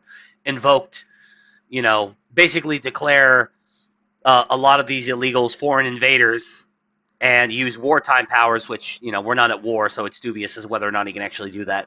But to basically use a wartime power to deport them all with executive authority, which based. Yes. I think that's a good thing. The majority did not provide a detailed explanation in the order early Saturday, as is typical, but the court previously said deportations could proceed only after those about to be removed had a chance to argue their case in court and were given a reasonable time to contest their pending removals. If they are not already a resident or citizen here in good standing, then in my opinion, they are not entitled to argue their case in front of a judge. Yeah, that's what I was thinking. Yeah, exactly. I'm not even, like I said, permanent resident, even if you're not a citizen, but if you came in the front door and signed the guest book on the way in and are here in good standing and you're about to get deported because of Trump, then yeah, you should probably get your case heard in court. It's like, whoa, I flew in and I've kept my work visa up to date, and I've not broken any laws. I don't know what's going on here. I have a job. I pay my taxes. Yep. But yeah, if you're a legal resident, but I can. Yeah, as I said, I agree. You should be able to argue your case. But if you're a fucking, a literal illegal alien, it's like, fuck off, bruv. Yeah, and ask what are you doing here? How many legal residents in good standing do you think are actually getting swept up in this? I don't think any, to be honest with you. I was about to say, I think there's none. Statistically zero. I'm going to go ahead and err on the side of it's possible that 1 or 2 have got caught up in this, but I'd say it's statistically zero. I don't think there's any. I literally think there's none, dude. Because if there were, it would be the biggest fucking story ever. Yeah, man. and every single example, ever, like the Maryland guy, the MS-13 member who got deported out of Maryland recently. I can't remember his name, but Wilbur something or other. Yeah, Abrego Garcia or whatever the fuck his name is. Yeah, that guy. That's the biggest case that they have right now, and he's a confirmed MS-13 member who is an illegal, and that's the best example you can come up with. He's literally in the country illegally. But he got married to an American. He's got a green card. But he was here illegally in the first place, which means his legal marriage to this woman is null. In my opinion, it should be. You should. No, I think you shouldn't be able to just marry your way into the fucking thing after you came in here illegally. That's what I'm saying. That's bullshit. No, that should not be a thing. Yeah, I agree. It shouldn't. Quote, both the executive and the judiciary have an obligation to follow the law, Alito said in the dissent released hours after the court's intervention against Republican President Donald Trump's administration. Oh, fuck off. I'm not paying you, Associated Press, you lefty rag. Which sucks to say that, because the Associated Press is supposed to be pure facts, and all the other news sources are supposed to use AP as the source and then, you know, editorialize from there. But no, AP is fucking infiltrated. Fucking gay. The justice's brief order directed the administration not to remove Venezuelans held in the Blue Bonnet Detention Center until further order of this court. Alito said that unprecedented relief was hastily and prematurely granted. He wrote that it was not clear whether the Supreme Court had jurisdiction at this stage of the case, saying that not all legal avenues had been played out in lower courts, and the justices had not had the chance to hear the government's side. And they didn't. Quote, the only papers before this court were those submitted by the applicants. The court had not ordered or received a response by the government regarding either the applicants' factual allegations or any of the legal issues presented by the application.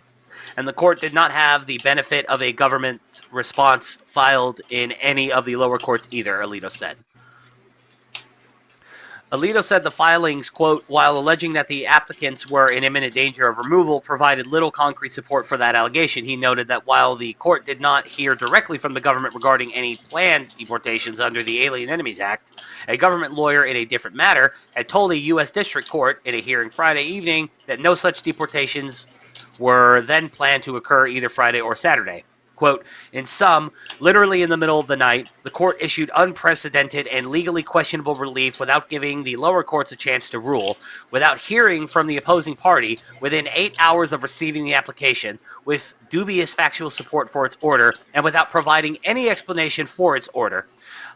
I refused to join the court's order because we had not good reason to think that, under the circumstances, issuing an order at midnight was necessary or appropriate. Both the executive and the judiciary have an obligation to follow the law. I don't disagree with a single word of that sentence, or of that paragraph.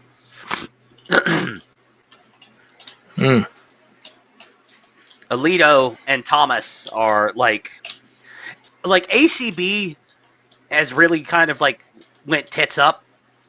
You know, she's really kind of failed us. I mean, not just with this, with a bunch of things.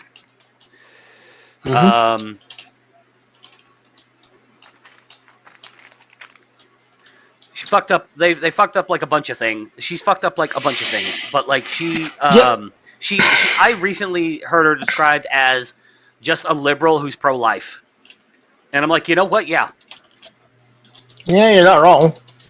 Actually, she was my favorite Trump pick. Until probably late last year, early this year. She had us fooled, too, at the fucking hearing, at her confirmation hearing. You know, fucking holding up. I don't need notes because I know the Constitution so well, I can quote it. But, like, this is, like, oh, this woman is great. She was the only justice that said, no, I'd like to see Trump's evidence of voter fraud. And then it's just been downhill from there.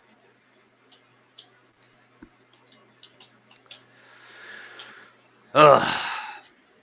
Sedge. Well, you know what they say. Never meet your heroes. I mean, we didn't meet her, but she's, just as bad as if we did. Which is just, it's discouraging. Yeah, we can dispense with the rest of this article. We're nearing the 2-hour mark anyway, so... And I'm getting hungry, and it's early in the morning my time. So, I see. Well, it's not early in the morning; it's 9:42 a.m. But so anyway, good news. Let's do some good news. Good news. White pills to end. First up, Good Samaritan saves Florida mother, 2 small children from attempted kidnapper in a dramatic video, which which for some reason I don't have. Like, it won't let me play it. I don't know why. Let me refresh it. Maybe they took it down. Anyway, A group of courageous Good Samaritans. Oh, Good Samaritans. Oh, my bad. A group of courageous Good Samaritans are being hailed as heroes after stepping in to save a woman and two small children from what could have been a devastating situation outside of Jacksonville, Florida Department of Motor Vehicles office. Man, if you're trying to kidnap bitches outside of a government building, that's ballsy. It's kind of, yeah, like, what are you doing? But The incident took place March 12th in the parking lot of the DMV on North Main Street. According to the Jacksonville Sheriff's Office, witnesses saw a man attempting to drive away in an SUV while a woman desperately tried to remove her two young children, just 2 years old and 6 months old, from the back seat.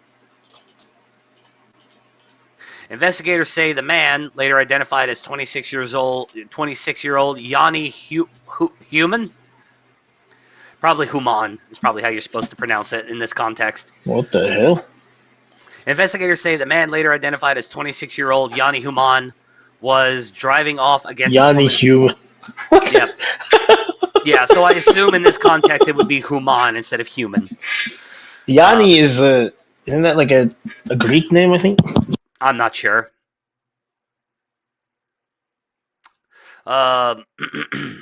Yanni Human was driving off against the woman's will, dragging her and one of the children through the parking lot. What happened next was nothing short of remarkable. More than a dozen Jacksonville Good Samaritans stepped in during a dangerous situation, potentially saving a mother and two children from serious injury or worse, the sheriff's office wrote in a Facebook post describing the incident. Unfortunately, like I said, when I saved this article, I didn't check it this morning when I was getting ready to do the show. But when I saved this article, this video was available. I don't know why it isn't anymore. Without hesitation, bystanders rushed in, managed to pull the woman and the children to safety as the vehicle continued moving. The man fled, but not before witnesses provided a detailed description and the SUV's license plate number to 911 dispatchers. Direct 6 Task Force Sheriff's officers used that information along with surveillance footage to locate and arrest Human later Human later that day at a nearby shopping center. Got his ass at fucking gunpoint. He faces multiple felony charges, including child abuse and false imprisonment, as well as charges for battery, marijuana possession, and resisting an officer without violence. Oh, so I guess he's just all like, I'm not going to give you my arms and I'm not going to hit you. Authorities credit the quick thinking and bravery of the bystanders for preventing a potential tragedy. The situation could have ended in tragedy. Your JSO is grateful for the quick action and bravery of the Good Samaritans who stepped up and helped bring the suspect to justice, the post added. The Sheriff's Office has not released the names of those who intervened, but their actions have sparked praise from the community. The Sheriff's Office did not immediately return Fox News Digital's request for comment. So yeah, based Florida men this time. No, this is the Florida man. It was Florida men. So here's the thing. That's fucking beautiful. Depending upon he's lucky that he got away, because I imagine if it was 12 men, if they had drug him out of that car, I don't think he would have survived. I think they would have beat his ass to death. Yeah. Or at least put him in the fucking hospital. Yeah, I don't doubt it. What do you think? You think he looks white to you? Like, what do you think? Yanni Human. What do you think?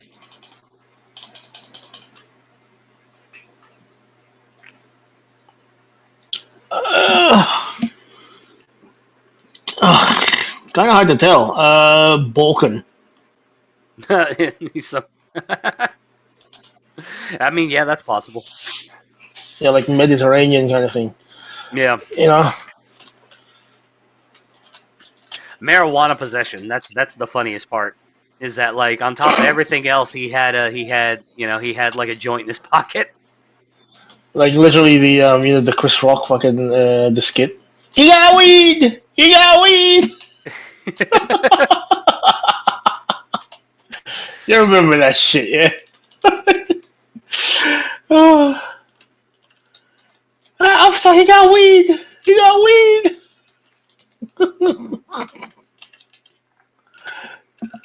Anyway, final story of the day. It is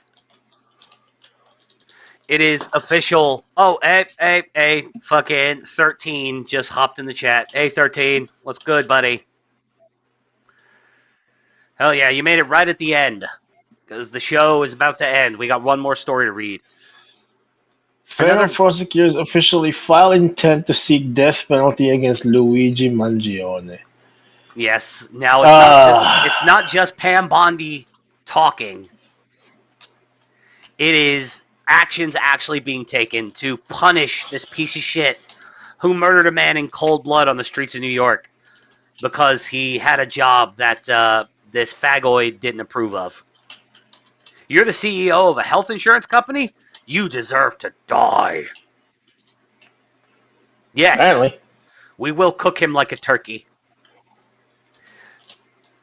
Federal prosecutors have formally filed to get the death penalty for Luigi Mangione, which would be the first such execution in the city in 70 years. The long tease request was formally filed late Thursday, hours before the 26-year-old suspect is due in Manhattan federal court Friday afternoon, accused of gunning down United Healthcare CEO Brian Thompson. Did he actually confess? Like, I haven't been following this closely. No, he is not confessed, and he's currently pleading not guilty. But like I said, when they caught him at the McDonald's in Pennsylvania, He's pleading not guilty. according to The balls on this man. Yeah, and like I said, when the police arrested him in Pennsylvania, in his backpack they found the gun, they found the murder weapon, the gun that he used to do it, and they found a manifesto, which is essentially him confessing that he did it. Writing down the reasons why he did it.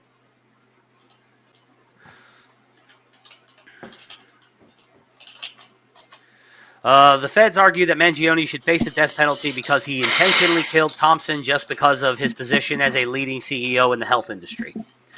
Quote, Mangione elected to murder Thompson under these circumstances to amplify an ideological message, maximize the visibility and impact of the victim's murder, and to provoke broad-based resistance to the victim's industry. Prosecutor said. Mangione presents a future danger because he expressed intent to target an entire industry and rally political and social position to that industry by engaging in an act of lethal violence. Literally terrorism. The textbook definition of terrorism. Political violence. The calculated use of violence to achieve a political end.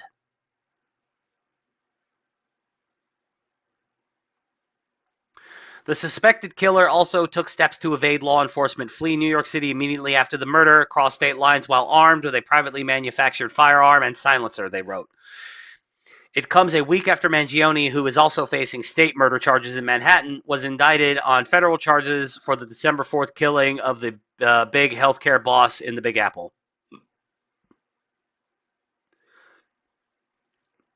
What emoji is that, 13? I can't tell what that is. Is that a chain? I'm not sure what that's supposed to be. Is that handcuffs? I can't tell. The 4-count indictment unsealed in Manhattan federal court charged Mangione with murder through the use of a firearm and 2 counts of stalking and firearm offense. Ah, yes, make the rope popular again. I agree. 13. I agree. The indictment came just days after U.S. Attorney General Pam Bondi first announced that the feds would urge a jury to take a rare step of ordering what would be the city's first federal execution in 70 years. Luigi Mangione's murder of Brian Thompson, an innocent man and father of 2 young children, was a premeditated, cold-blooded assassination that shocked America, Bondi said in an April 11th press release. I believe I covered that. After careful consideration, I have directed federal prosecutors to seek the death penalty in this case as we carry out President Trump's agenda to stop violent crime and make America safe again. Mangione's legal team slammed the lawless Justice Department for wanting to murder the accused CEO killer for political reasons. Oh man, if that's not the pot calling the kettle black, I don't know what is. While New York State outlawed the death penalty in 2004, federal prosecutors can still execute defendants if they convince a jury to unanimously sign off on a government-sanctioned killing. That's going to be the hard part. Even if he's found guilty in federal court, the federal jury that's convened then also has to unanimously agree to allow him to be executed. Yeah. So you might find one bleeding heart who goes, yes, he did this, but no, he shouldn't be killed for it. But no, he shouldn't be yeah. 13 says if there was more public and definite capital punishment, deletions would severely decrease. That's possible. I do think some people would argue that, and it's not an argument that I don't really have the facts to argue against it necessarily, but at a point in history where executions were more common and more easily obtainable, the murder rate was higher than it is now, because for the last 30-40 years violent crime in the United States has been on the decline, with a spike. Well, you know what my stance on the death penalty is, yeah? Knife to Like, the we've neck. been through this several times before. Well, yes, knife to the neck. But, you know what I mean? Like, the process to it, yeah? Remember? Yeah. Or... Well, no, but walk me through it again. Okay, so, like, I want the process to be incontrovertible. Okay. Elaborate a bit. Like, so, essentially, the, how the current standard of, finding someone guilty is, beyond a reasonable doubt. Yeah. Right? Mm-hmm. I want that to be raised to incontrovertible.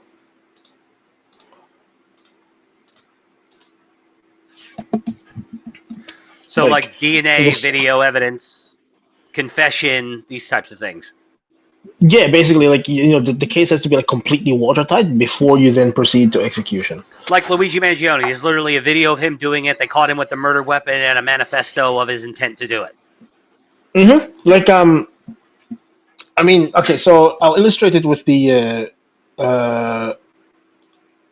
so like three, so like so the way I illustrate this is that, you have there's the three most famous like serial killers in American history, in my opinion, Mm-hmm. right? Were John Wayne Gacy, Mm-hmm. Ted Bundy, Yep. and Jeffrey Dahmer. Yep. Right? In those cases, I think, like, under my standard, initially, right, I would have put John Wayne Gacy and Jeffrey Dahmer under the death penalty, but Ted Bundy, no. Initially. I was gonna say it. Ted Bundy, they literally they literally he bit a woman so hard they were able to get a cast of his teeth. No, but that woman survived, though, right? Like, if I remember correctly. Well, yeah, sure, but fair But enough. Yeah. when it comes to the murder victims, like, initially, like, the murder victims were the things that got him the death penalty. Yeah.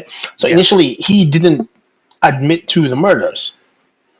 So, like, his case only became incontrovertible until after they convicted him for the death penalty anyway, and he wanted the extra notoriety, so he started giving them, like, locations of bodies and all this other shit. And then at that point, it was like, okay, well, fuck, like, this guy is, like, actually, evil,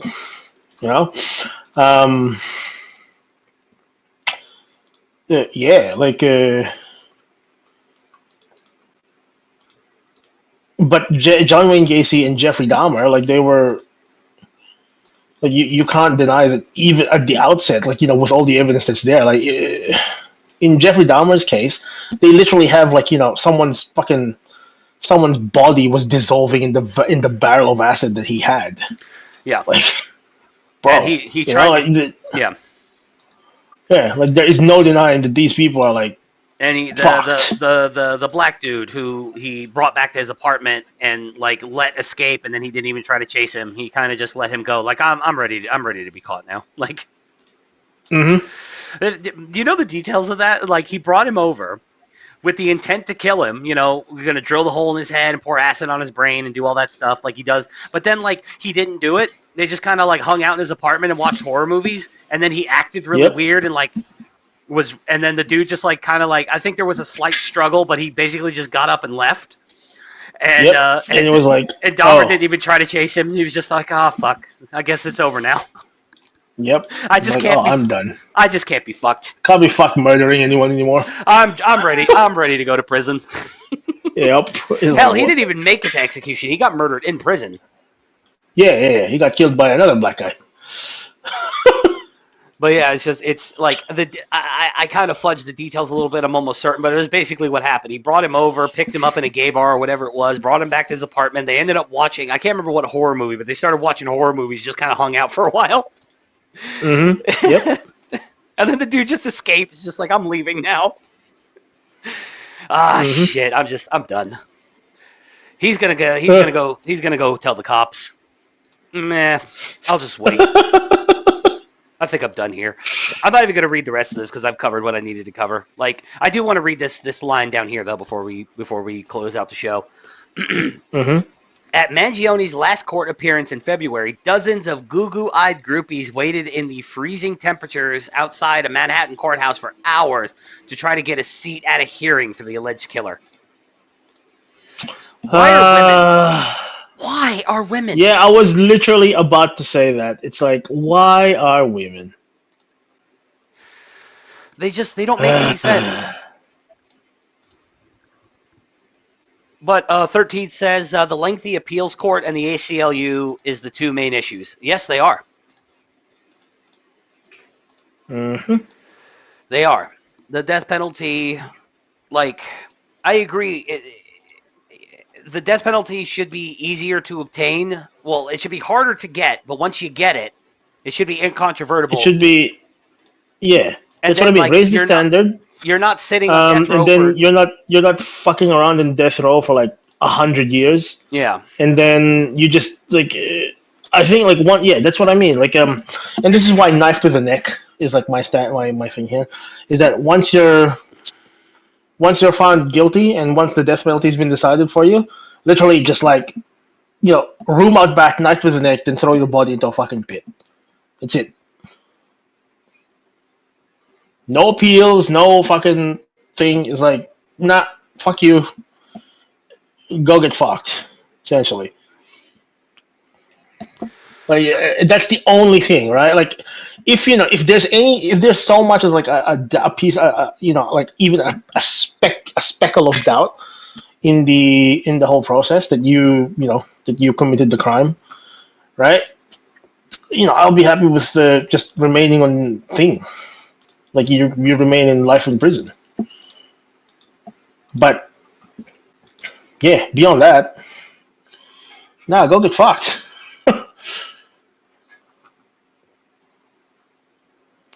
Couldn't agree more. All right, well, I'd say that's a show. We covered, we got through all of the news for this week. God, shit's just, shit's nuts, man. But this is what we do. We document it and we opine on it, and we just kind of like roast marshmallows. Laugh at it. Roast marshmallows over the fire of our burning world.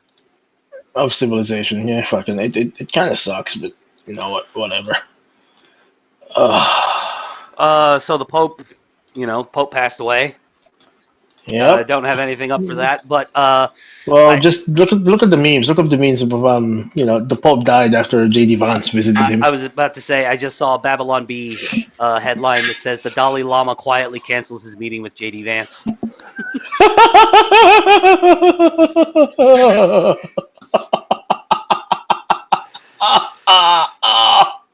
Fuck you, mate. And then there's like here let me get I'll just pull it up.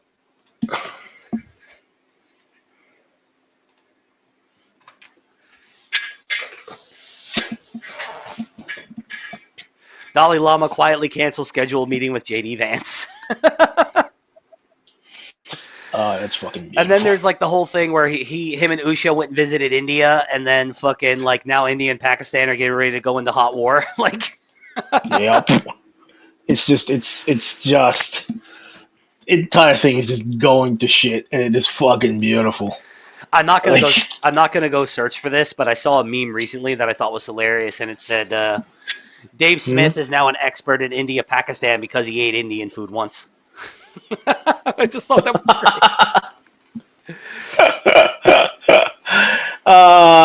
great. This is going to be an unpopular take, but Dave Smith has really been getting on my nerves recently. Yeah, Dave Smith is a fucking cunt, dude. Like, he's He's a cunt. He's been getting on my nerves recently. He is extra cunty. But yeah, no, it's just I don't know what it is though. It's just here's the thing. Well, no, I do know what it is, but let's take his retarded like anarchist libertarian politics and his Israel Palestine, Muslim sympathizing retardation. Let's set all that to the side. Mm-hmm. He's a smug cunt and he's not funny. Like, that's my problem with Dave Smith. He's a smug cunt and he's not funny. Everything else about his politics, I agree. I don't fucking like any of that. But I think the worst thing is the fact that he's a smug cunt and he isn't funny. I've seen his stand-up. It's not funny. He's not funny. He can't even. And here's the thing: he's not even a popular comedian. The dude can't even sell out like a 200-seat fucking like comedy club. Really? Yes, even after fucking, like, that was a thing that kind of went viral a few weeks ago. I can't remember who he was fighting with. I think it was, like, Misfit Patriot or something like that. But a bunch of his critics pulled up that one of his recent shows on his tour was a 200-seater or something like that. And there was still, like, I can't remember. But it was, like, only about halfway sold out. It was only, like, 100-something seats had been sold. And as far as... The question is, where is that, though? Like, Well, just think about this. Yeah. He wants to insist that he's really successful as a comedian, and he owes a lot of that to Joe Rogan, and he admits that, by the way. He happily admits that his success as a stand-up comedian is he owes it largely to Joe Rogan bringing him onto his podcast so many times. That's not true. 13. Ron White is right-wing as fuck, and he's hilarious. Ron White is fucking hysterical. Like, look up some of his stand-up. His stand-up is fucking great. His stand-up is genuine. But if you guys want some right-wing comedians, he's not massive, but look up Nicolas DeSanto. I think that guy is genuinely fucking hilarious. Shane Gillis, like, he's kind of trying to play middle of the road, but I think he's a lot more right-wing than he lets on. And he's probably the funniest comedian active right now, like, of his generation of comedians. Like, he's hysterical. I don't know. Well, he's a big Trump guy.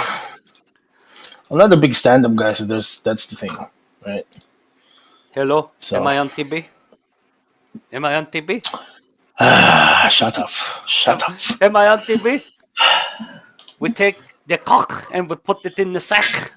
We are the greatest cocksuckers in the world. The world. Okay, no. There's genuinely funny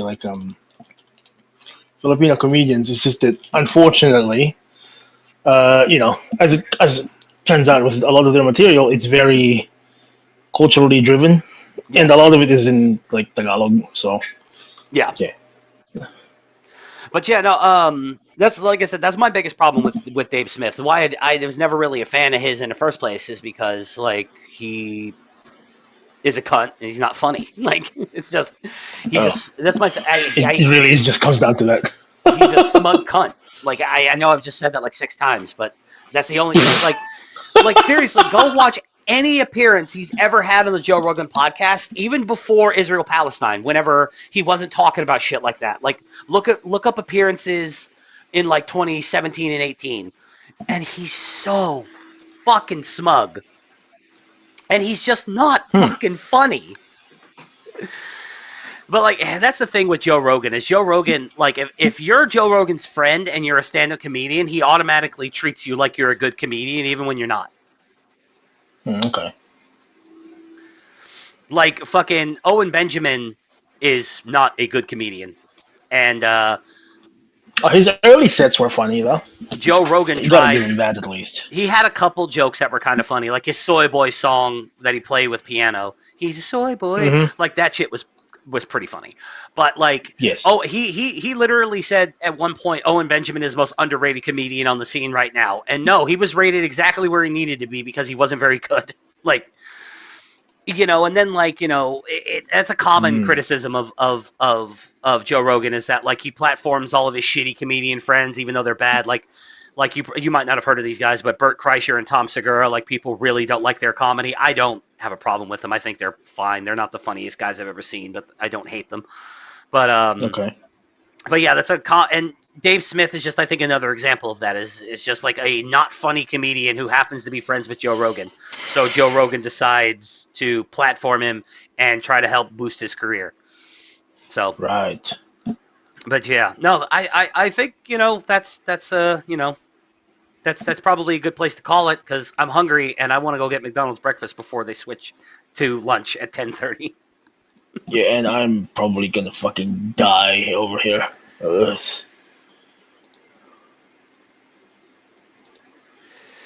Yeah, no, 13. Joe Rogan is a pothead, but like even when I was smoking pot, if the comedy wasn't funny, it wouldn't make me laugh.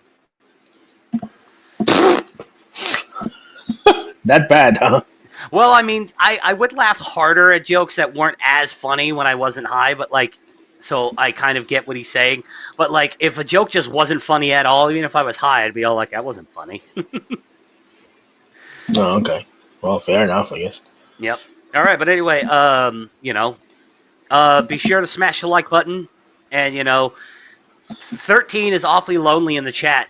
So if you're watching, you should totally get in the chat and do all that stuff. But yeah, smash the like button. Yep. And follow the channel, and check out my other stuff. All of my other links are in the description. Yeah, no, have a good week, and we'll see you next Saturday. All right, take care. Considering, provided that we're still alive at that point. Yeah, Liar's probably gonna die.